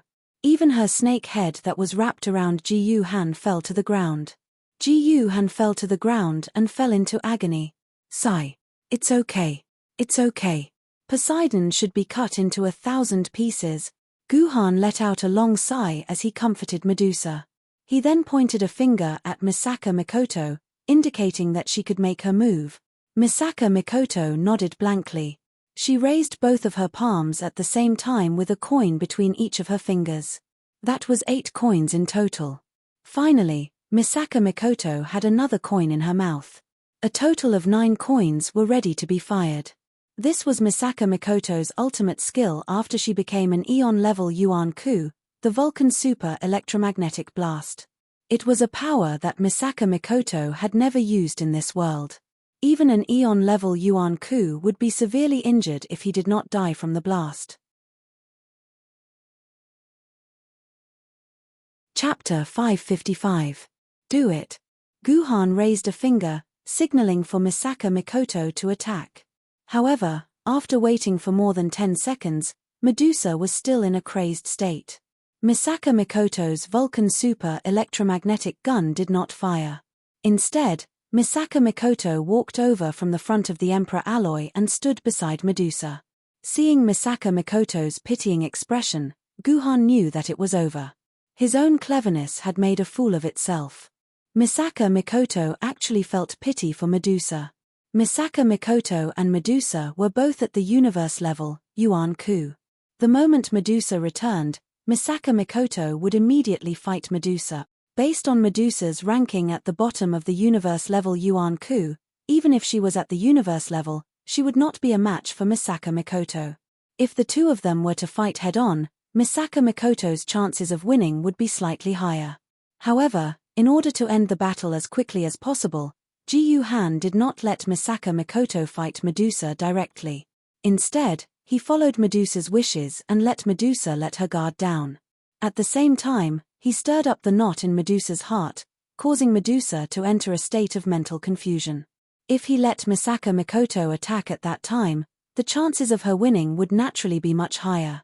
Based on what he saw earlier, Medusa had completely entered a state of insanity. Misaka Mikoto defeating or even killing Medusa was already a done deal. All she had to do was use the Vulcan super electromagnetic gun just now and Medusa would definitely be severely injured. However, Misaka Mikoto had always been a sentimental girl. After hearing Medusa's sorrowful and tragic story, she fell into sympathy for Medusa. It was impossible for Misaka Mikoto to attack such a woman. If she could do it, she would not be the cis canon that everyone was familiar with. "Why are you here? Go and take out the Emperor alloy for me." Medusa realized that something was amiss the moment Misaka Mikoto came to her side. She regained her composure and threatened Misaka Mikoto with a fierce look on her face. "Miss Medusa, since you were once a human, please think about the humans in Yuzhang City. Without this Emperor alloy, they would lose the protection of the dimension barrier. Wouldn't they have to face the threat of Yuan-ku day and night? Only death awaits them," Misaka Mikoto said sincerely. "What does a human have to do with me?" Medusa had a look of disdain on her face as all 8 of her snakeheads glared at Misaka Mikoto. The other snakehead grabbed Ji Han who was standing next to her and threatened, "You better take out the Imperial Seed now. Otherwise, your little lover will die in my hands." The 9th snakehead missed its target. In the blink of an eye, Guhan appeared behind Misaka Mikoto. The bodies of the 3 Egyptian deities had been kept into Guhan's dimension pocket. As long as Guhan was alive, Medusa would not be able to threaten Guhan's dimension pocket. What a joke! "Do you think a mere universe-level elemental puppet like you can stop me?" Medusa was furious. She felt like she had been tricked again. 3 of her 9 snakeheads went after Misaka Mikoto while the other 6 went after Guhan. From this, it could be seen that Medusa was venting her anger on Guhan. She assumed that Guhan was the mastermind behind all the lies. Even though Misaka Mikoto was the biggest threat, she still used 2/3 of her power to deal with Guhan. However, Medusa's guess was not wrong. All the lies were planned by Guhan. There was no one else but him.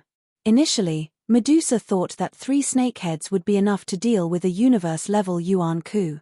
The remaining 6 snakeheads would be more than enough to deal with Guhan. However, Misaka Mikoto tossed her hand into the air. Fine golden powder floated in the air like stars and surrounded Guhan tightly. The stars instantly formed a domain-like area.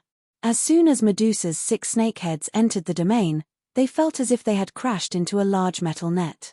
No matter how hard Medusa's snakeheads tried to attack or bite, they could not break through the defense of the metal net. "What the hell is this? Why can it stop my invincible power?"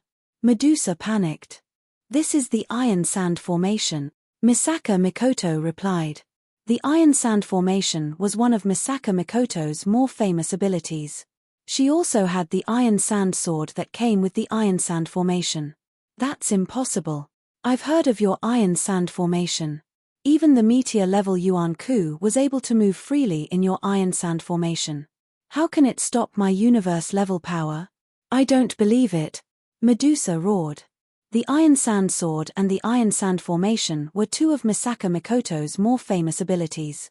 The principle behind them was to use magnetic force to move the iron sand or fine metal sand according to her will. It would form a sword that looked like a black whip or a long saber, as well as a domain shield that could protect one's surroundings. The iron sand was like a net that could trap an opponent who was trying to enter the domain. It could even be like a small steel ball that could pierce the enemy's body and deal a fatal blow to the enemy. The iron sand sword could be controlled by electromagnetic energy. At the same time, it could generate a huge vibration. It was like a high-speed electric chainsaw that could cut objects. Compared to a powerful ultimate skill like the super electromagnetic gun, the iron sand formation and the iron sand sword were the skills that Misaka Mikoto usually used in battle. Therefore, Medusa was no stranger to the iron sand sword and the iron sand formation. She had also heard a lot about Misaka Mikoto's battles. After all, the iron sand formation was made up of ordinary metal sand. It might be effective against the low-level Yuan Ku. However, against the universe-level Yuan Ku, the iron sand could not even pierce through his skin. How could it stop his attack? This isn't ordinary iron sand. Misaka Mikoto opened her palm in front of Medusa. There was a small pile of golden metal powder in her palm. This is the alloy powder that I dissolved from the Emperor alloy. My iron sand formation is made up of this powder. If you can break out of my Emperor alloy, you can naturally break through the Emperor alloy on your own. You don't need my help. You. Medusa's 9 heads danced around crazily, showing her crazy state of mind. Miss Medusa, please stop. Misaka Mikoto threw the Emperor alloy sand in her palm to the ground, showing that she was not in the mood to fight. Miss Medusa, what do you think?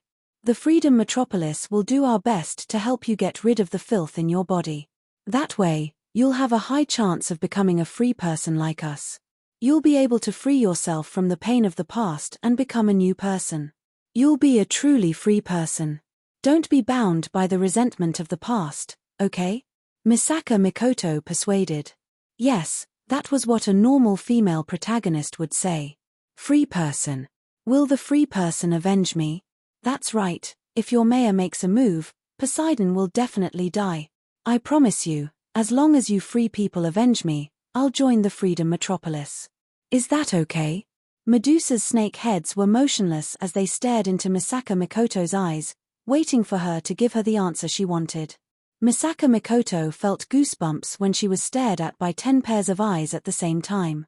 However, in order to save Medusa from her resentment, Misaka Mikoto could only look into Medusa's eyes, hoping that she could see her sincerity in her eyes. I'm afraid that's not possible. We free people, Yuan Ku, and the humans have an agreement not to get involved in your fights. We can only be free if we're freed from these fights. Then there's nothing to discuss. I don't believe that your iron sand formation can block my petrification rays. Medusa roared. 20 rays that were as red as blood shot out from all 10 of her eyes at the same time. That was Medusa's famous petrification rays. Any enemy that was hit by the rays would immediately be petrified, including universe-level Yuan Ku. If Misaka Mikoto was hit by a few of the 20 rays, she would be petrified for at least 10 seconds. Those 10 seconds would be enough for Medusa to regain control of Guhan and threaten Misaka Mikoto to continue extracting Imperial seeds for her in the future. Iron Sand Mirror. Misaka Mikoto knew that her persuasion had failed. She pressed one of her hands on the wall next to her, and a huge metal wall immediately grew out of the metal wall. The surface of the wall was as smooth as a mirror, and one could clearly count the number of nose hairs in their nostrils. It was a brand new skill that Misaka Mikoto had never used before. Junior high school students knew that when light shone on a mirror, the mirror would flip. Medusa's petrification ray naturally did the same when it hit the mirror.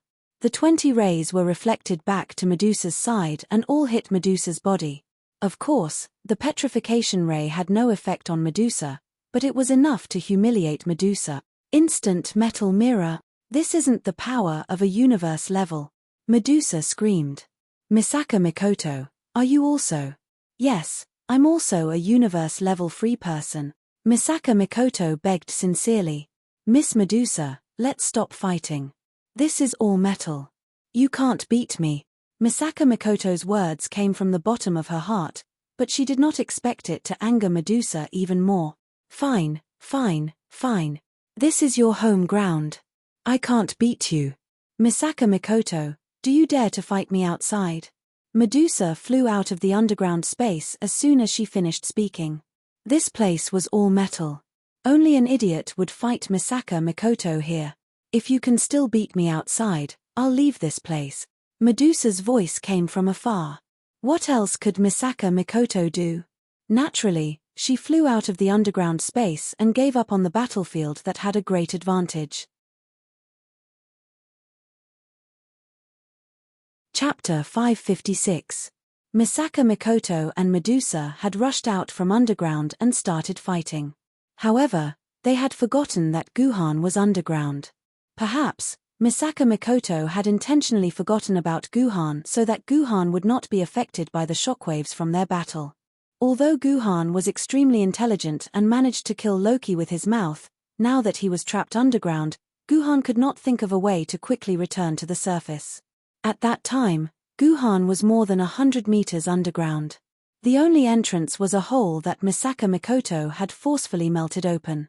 It was as slippery as a well, and it was impossible to climb out of it. The only way out was to insert a sword into the alloy on both ends and slowly climb up. Guhan gave it a try. The alloy wall was not fake.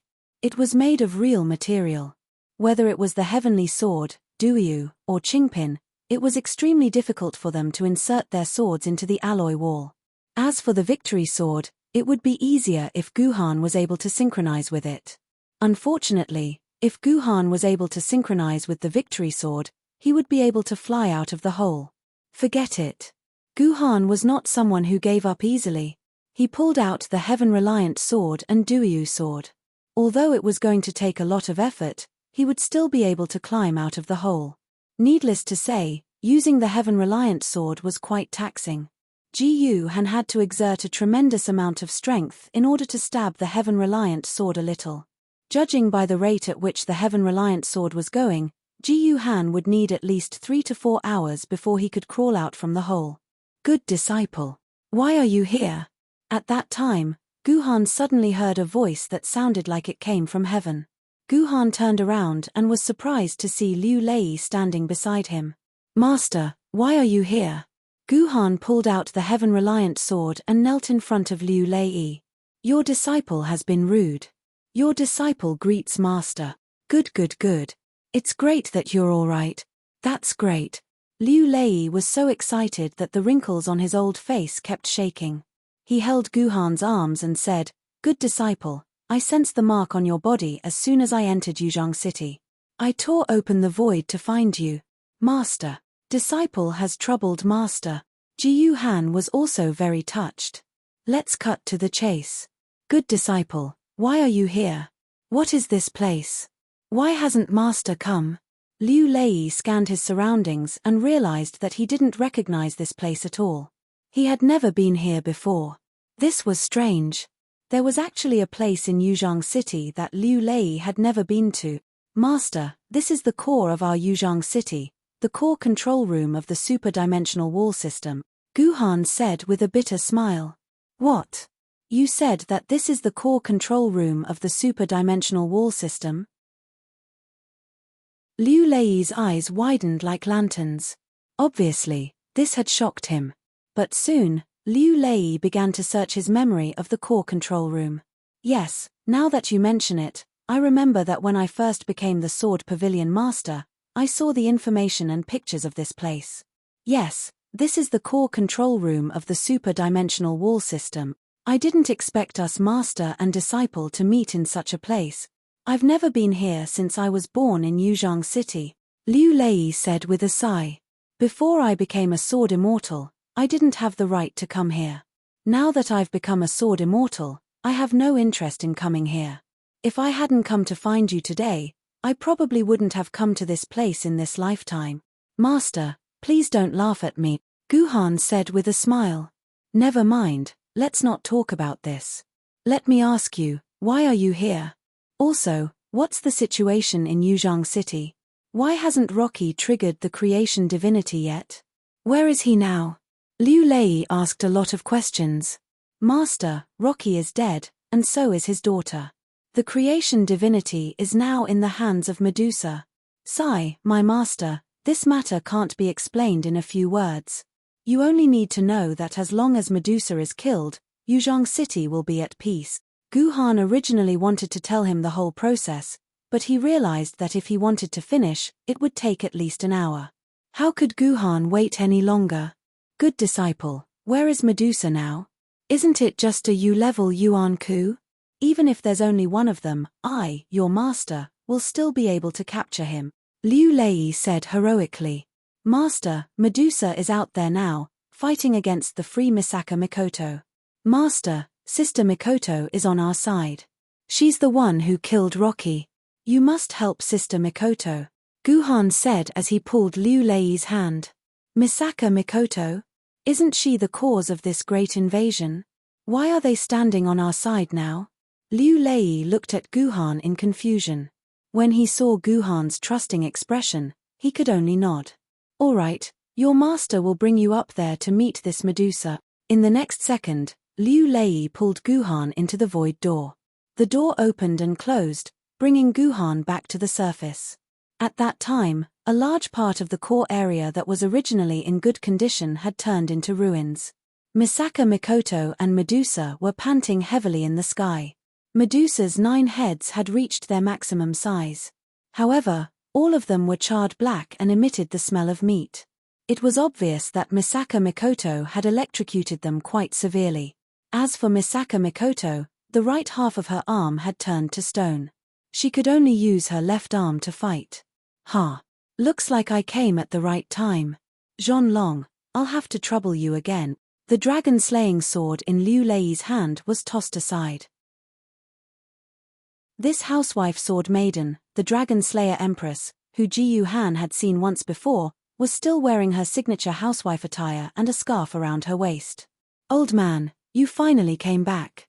You still can't let go of this place. Zhonlong sighed as he looked at the ruins of Yuzhang City. All right, Zhonlong, hurry up and attack. Don't let Medusa escape. I still want to go home for dinner, old man Liu Lei urged. Liu Lei was also an old immortal sword wielder.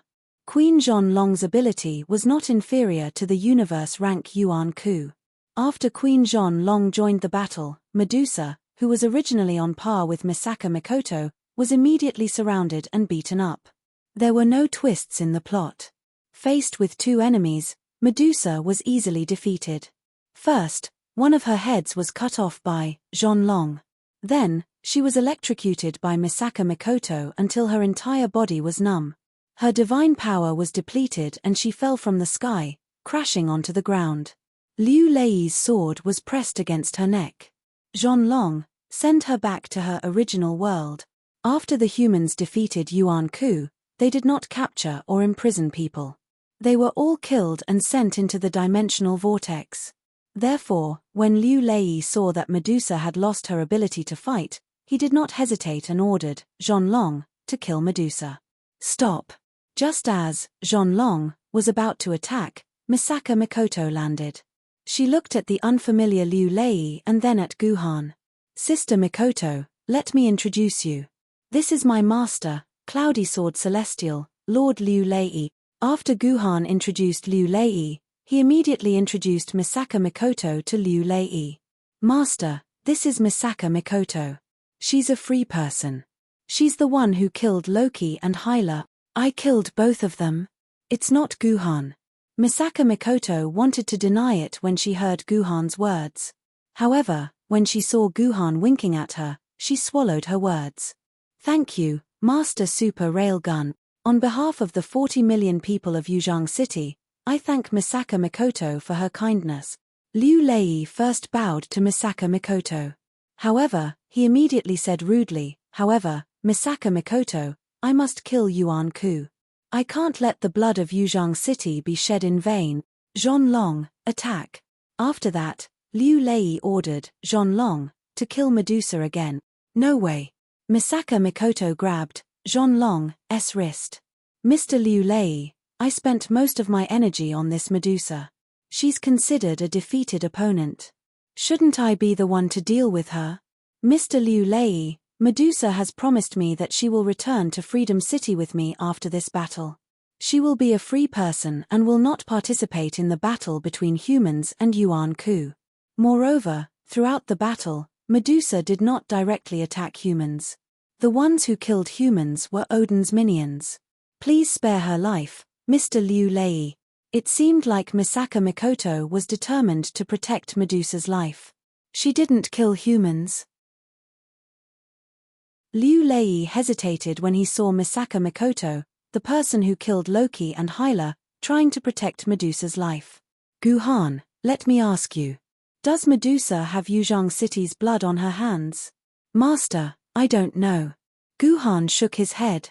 To be honest, I haven't seen Medusa kill a single human along the way. Alright, then ask all the sword bearers and see if any of them have seen Medusa kill before. Liu Lei said again. Ji Yu Han immediately raised this question in the public channel. After a long time, no swordsman came out to say that he had seen Medusa kill people. It seemed that Medusa really had not killed any humans in Yuzhong City. Ha ha ha. You hypocritical humans. If you want to kill, do as you please. Don't insult me like this. Let me tell you, I've killed many Yuzhong City people along the way. Medusa felt deeply humiliated when she saw Guhan constantly asking if he had seen her kill people. She immediately admitted to killing people. Mr. Liu Lei, Medusa was originally a human. She was only humiliated by Poseidon and became like this. Since she's so pitiful, let me bring her back to Freedom City and let her live a free life. Misaka Mikoto immediately said. Liu Lei was in a dilemma. If Loki and Hyla were really killed by Misaka Mikoto, then Misaka Mikoto would be Yuzhong City's biggest benefactor. Liu Lei could not disrespect Misaka Mikoto. Say it, Guhan. In the end, Liu Lei kicked the ball to Guhan's court. Do you think Medusa should be killed? Chapter 557. He deserves to be killed. Guhan answered without hesitation. Since ancient times, Yuan-Ku has never shown mercy when it comes to killing humans. Have they ever felt pity for the human race? Master, I've seen too many of my people die by Yuan-Ku's hands along the way. Their flesh and blood have become Yuan-Ku's snacks. He'll eat them when he's hungry, when he's craving, and when he's bored, he'll eat them. Master, Yuan-Ku deserves to be killed. One less Medusa means that many more of my people will die in the future. Medusa deserves to be killed. Guhan said bluntly. Guhan. You. Misaka Mikoto was furious when she heard Guhan's answer. Medusa is also a pitiful person. She's been harmed by you stinky men. If you want to kill someone, you should kill Poseidon. Medusa is just a pitiful person. Moreover, she's already promised to be a free being. She won't harm human lives anymore. Sister Mikoto, do you really think that Medusa is willing to be a free being? Guhan bowed to Misaka Mikoto. Medusa's killing intent is deep in her bones. Just like a heavy smoker and a gambling addict, she's used to killing to solve her problems. Moreover, there's no guarantee that your city will be completely free of filth. If you let her go and she escapes, she'll definitely hold a grudge against Yuzhong. We must kill Yuan-Ku. We can't let him live. Haha. I didn't expect my opponent to plead for mercy on my behalf. Medusa suddenly laughed when she heard Guhan and Misaka Mikoto's argument. She said sternly, kill me, kill me. As long as you don't kill me, I'll fight Yuzhong City forever. I'll never compromise. Sister Mikoto, did you hear that? Since she said that, we really can't let her live. Guhan said coldly. No, if you want to kill her, you'll have to kill me first. Otherwise, I won't let you hurt her. Misaka Mikoto was stubborn and insisted on protecting Medusa's life. Seeing that Guhan and Misaka Mikoto were about to quarrel with each other, Liu Lei played the role of a peacemaker. Alright, stop fighting. How about this? Medusa can live, but she can't live as a U-level Yuan-Ku. Let her live as an ordinary person in Yuzhong City. Ordinary people? Mr. Liu Lei, what do you mean? Misaka Mikoto was confused. It's very simple. I don't care how much Medusa hates us humans. As long as she has no abilities, she won't be a threat. Ms. Misaka, I'll extract the godhead from her body and hand it over to you for safekeeping. You can bring her godhead to Freedom City and suppress it there forever. That way, Medusa will at most be a normal person with some strength. She won't be a threat, and she'll be able to live and experience the life of a normal person. Isn't that the best of both worlds? What? You vicious human, you're going to suppress my godhead forever. Medusa began to struggle when she heard Liu Lei's words. For Medusa, being separated from her godhead and being suppressed in Freedom City forever was a very painful thing. Just as Liu Lei said, she, Medusa, would at most be a mortal with some strength. It was similar to when the Egyptian deities first started out. In the Bessis temple, the 3 deities' godheads were suppressed in the coffin. Bessis and the other 2 deities turned into animals, and their abilities were at the level of normal animals. An ordinary ancient sword wielder would be able to kill them. Later, when Yi Qing imprisoned them in the trial formation again, he only sealed their godheads, but the godheads were still in their bodies. That way, they could still unleash the strength of a soul-class Yuan Ku. Therefore, to completely deprive a soul-class Yuan Ku or a deity Yuan Ku of their powers, they had to separate their godheads from their bodies and suppress them forever. That way, they could only be mortals for the rest of their lives. For people like Medusa, losing their powers and being mortals for the rest of their lives was undoubtedly more painful than being killed. Oh, no, not mortals for the rest of their lives, but mortals for the rest of their lives. After all, their bodies were still the bodies of deities. As long as their godheads did not truly vanish, they would never die. Ms. Misaka, you've seen how much Medusa hates Yuzhong City. Liu Lei used his sword aura to suppress Medusa to the ground. Now, there are only 2 options. Either I kill her, or you take her godhead away. Make your decision. Misaka Mikoto thought about it and could only nod. All right, but let's change the method. Her godhead will be suppressed here, and I'll take her away. I'm afraid that you'll torture her here. All right, that's settled. With just a few words, the fate of the universe-level Yuan Ku Medusa was decided. When Liu Lei was about to take out Medusa's godhead, a problem arose. Liu Lei could not find the location of Medusa's godhead. As he wanted to keep Medusa alive, he could not ignore Medusa's body and poke around like Guhan when he took out Hyla's godhead. He had to find the right location first. Maybe it's one of her 9 snake heads. She won't die even if you cut them all off. Humans don't need hair like that, Guhan suggested. Therefore, the dragon-slaying sword was very straightforward. In an instant, Medusa's snake heads were cut off one after another. Every time a snake head was cut off, Medusa would let out a deafening howl as if her heart and liver had been cut off. Her eyes revealed a monstrous hatred. Everyone, including Misaka Mikoto, had become the target of her deep hatred. Disciple, why do I feel that even if she becomes a mortal, she'll still become a scourge to us humans? Looking at her eyes makes me feel a chill in my bones. Liu Lei whispered to Guhan through his personal terminal. Master, don't worry. As long as her godhead is suppressed, Medusa won't be able to make a comeback. Guhan comforted Liu Lei.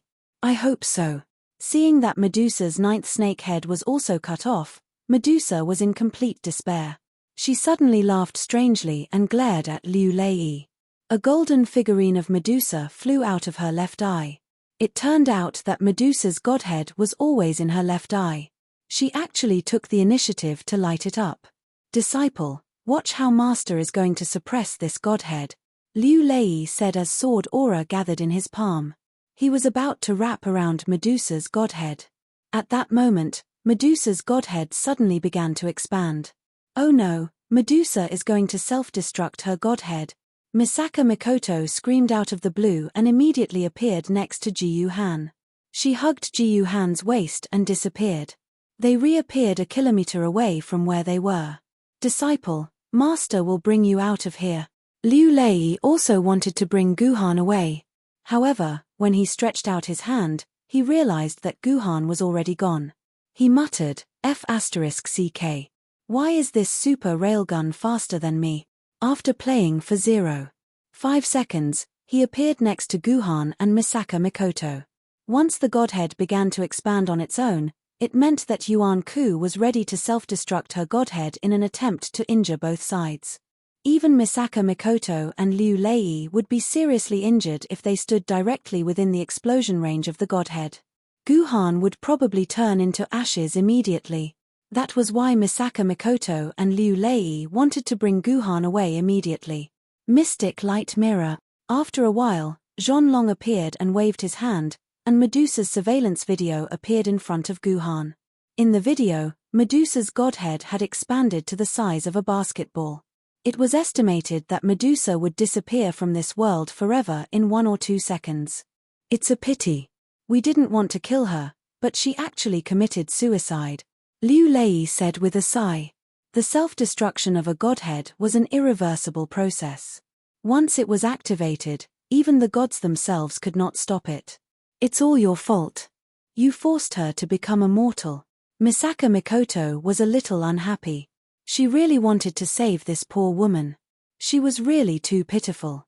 When she was a mortal, she was bullied by the gods. When she was a god, she was forced by mortals.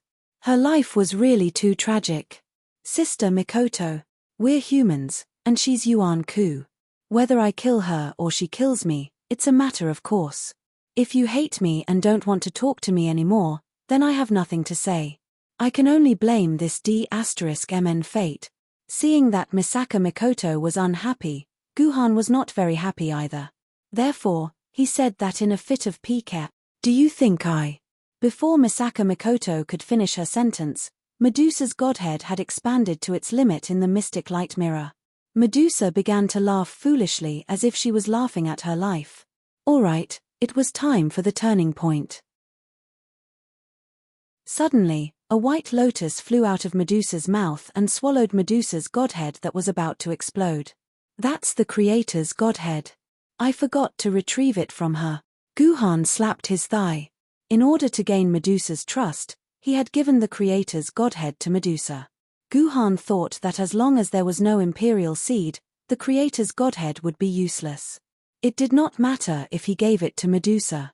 However, seeing the creator's godhead devouring Medusa's godhead just like how it devoured Loki's godhead, Guhan suddenly felt an infinite sense of danger.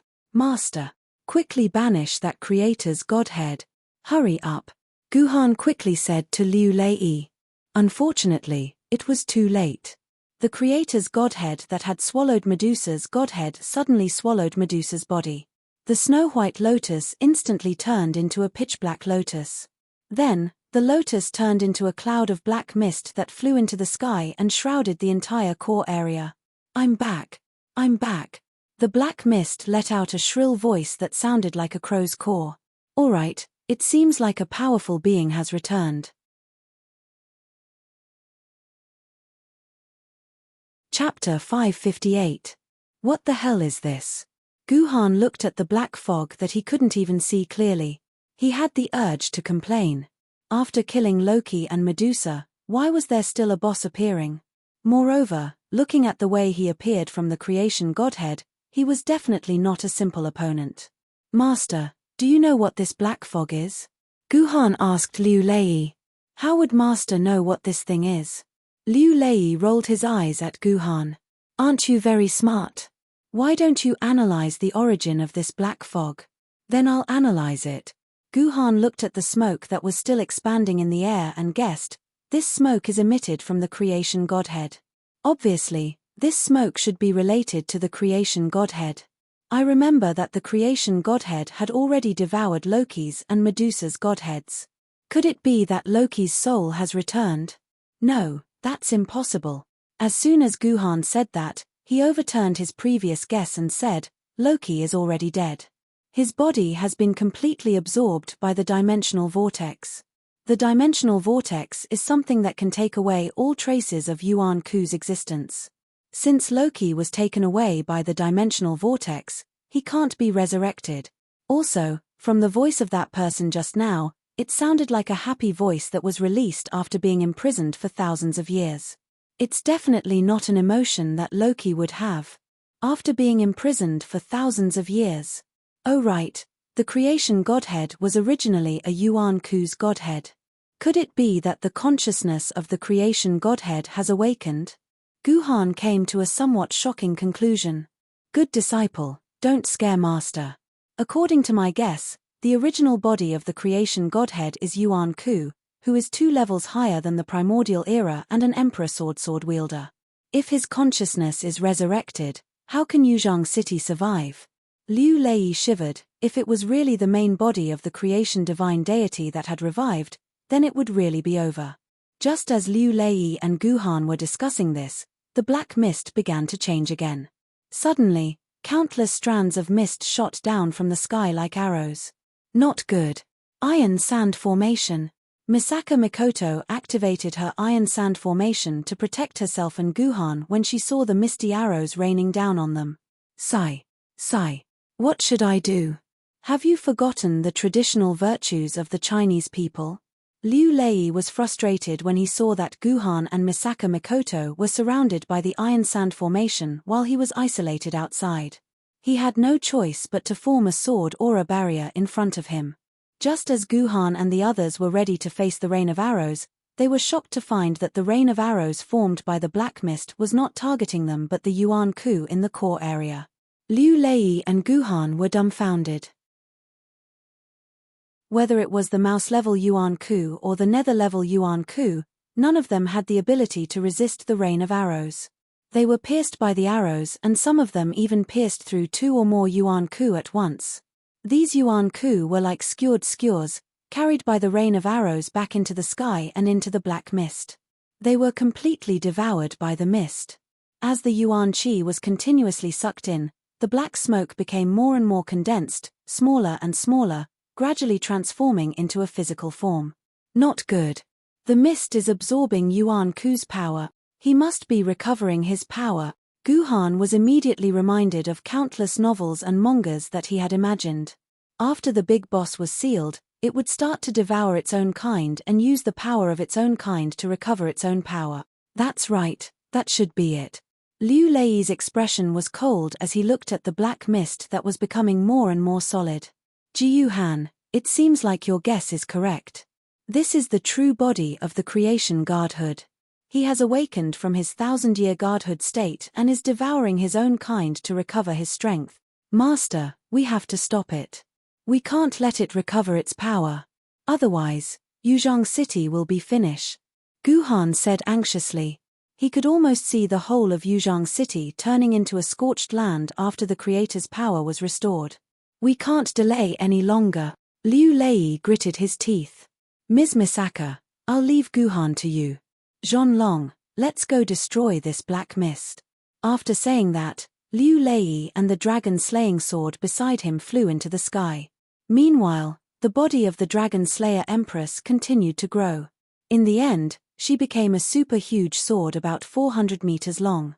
Lying horizontally in the sky, she fiercely slashed towards the fog. This is Queen Zhon's ultimate skill, Dragon Head Slash. Guhan exclaimed when he saw Queen Zhon's transformation. What's Dragon Head Slash? Misaka Mikoto asked in confusion. Dragon Head Slash is Queen Zhon's ultimate skill. Legend has it that Queen Zhon was originally a giant sword used by the heavenly court to slay dragons. As long as the dragon-slaying sword is unleashed, even the dragon kings of the 4 seas can only die under it. This 400-meter-long sword was the true body of Queen Zhonlong, and it was her strongest move. I didn't expect Master to use her strongest skill right off the bat. It seems like Master has no confidence in dealing with this black mist. Guhan said anxiously. He did not know if Queen Zhon's ultimate skill would be able to destroy this black mist. You're saying that this is Queen Zhon's real body? Misaka Mikoto recalled Lady Zhonlong's casual attire and apron. She looked like a virtuous wife. Who would have thought that she would have such a huge sword in her hands? As they spoke, the dragon-slaying sword had already reached the edge of the black mist. Just as it was about to slice the black mist apart, a disdainful voice came from the black mist. Do you think you can hurt me with just the bones of the ancestral dragon? Let's talk about it when your supreme venerable heavenly golden palace lord, the Jade Emperor, is here. Then, the dragon-slaying sword seemed to have been blocked by something. In an instant, It flew backwards and disintegrated in the sky.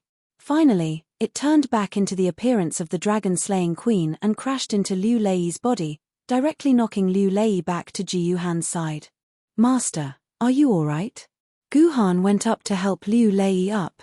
He saw Queen Zhon lying on the ground, spitting out mouthful after mouthful of blood. Some broken organs could even be seen in the blood. It was obvious that this attack alone had seriously injured Queen Zhon. "Run! Run!" Zhon Long finally spat out all the blood in her body. She immediately pulled Liu Lei and said, "Run, we're definitely no match for this black miss. Run back to Fort Yuyang, run to Hao Tian, run." Who would have thought that just one attack would cause Queen Zhon Long to lose all her confidence? She only wanted to run away. It was obvious that in Zhon Long's mind, staying here meant certain death. "No, I can't go." Faced with Queen Zhon Long's request to run, Liu Lei simply refused. "Zhon Long, I've already run once. I don't want to run a second time. Anyway, I don't have many years left. Let me die with Yuzhang City. Otherwise, future generations will say that Yuzhang City doesn't even have a single person buried with me." Liu Lei patted the back of Zhon Long's hand. Zhon Long knew that Liu Lei had already made up his mind not to leave. She didn't try to persuade him anymore. She had seen sword-bearers die many times. It was just another experience. "But Guhan, good disciple, you can't stay here any longer." Liu Lei pulled Ji Yuhan over. "My good disciple, you have to escape. Yuzhang City is all on you now. Lead the remaining sword-bearers and leave Yuzhang City. If time is tight, it's okay if you escape alone. Let Ms. Misaka bring you along. With her help, you'll definitely be able to escape this place." "Wait, did you guys notice that the attack just now wasn't ineffective? The black mist has stopped condensing. Queen Zhon Long's attack was effective," Misaka Mikoto suddenly said. Guhan and Liu Lei looked up. Indeed, the black mist had stopped condensing. However, Yuan Ku was still being absorbed into his body. "Then, take another attack from my godly electromagnetic cannon." Misaka Mikoto snorted coldly. She took out a coin and prepared to use the godly electromagnetic cannon to destroy the black mist. "Wait, Sister Mikoto, don't use normal coins," Guhan suddenly said. "Don't you have Emperor alloy powder? Use them and condense them into a coin. Let the black mist have a taste of the power of Gendi alloy. F***CK. Why are you so smart?" Misaka Mikoto patted her head and took out a handful of golden powder. She then condensed the powder into a golden coin. It was a coin made of dimensional alloy. It was an alloy that even universe-level Yuan Ku could not deal with. Misaka Mikoto held the coin between her fingers. Electric sparks danced on her fingertips. Soon, a ball of golden light the size of a ping-pong ball condensed on her fingertips. Guhan could feel the terrifying power in the ball of light. If he were to be grazed by the ball of light, he would probably die. However, Misaka Mikoto still felt that the ball of light was not big enough. The electromagnetic energy continued to accumulate in her body, and the ball of light continued to grow. When it was the size of a tangerine, Misaka Mikoto's entire body was drenched in sweat. It was obvious that she had exhausted all of her energy. "Destroy." Suddenly, the ball of light that was the size of a juicy shot out an electromagnetic beam that was as thick as a water bucket. It was different from the godly electromagnetic cannon that destroyed half of Nanjing City. The godly electromagnetic cannon this time was more concentrated and concentrated. Naturally, its power was more concentrated and concentrated. This time, the black mist did not resist. The entire black mist was hit by the electromagnetic beam. It seemed like everything was going well.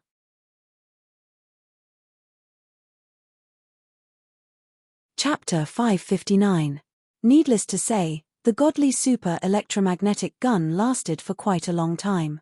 It blinded Guhan for a few minutes before he regained his vision. He looked at the sky and saw that the black mist had disappeared. It seemed like the godly super electromagnetic gun had destroyed it. "Sister Michin, you've worked hard. It's all thanks to you. Otherwise..." Guhan quickly helped the exhausted Misaka Michin up from the ground. She seemed to have overexerted herself as she lay on the ground like soft mud. Guhan carried her up. Master, it's all over. Let's clean up the house. Guhan turned around and said to Liu Lei. However, he noticed that Liu Lei's expression was very strange. Liu Lei's body was tense and his eyes were fixed on his surroundings as if there was something extremely terrifying around him. Be careful.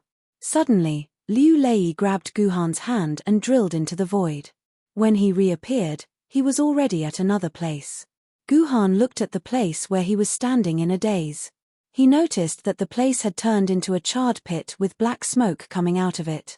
It was obvious that the place where Guhan was standing had been completely destroyed by an extraordinary skill. Little fella, your reaction is quite fast. You still have the mood to run away with your disciple. The black smoke that was scattered earlier had gathered again.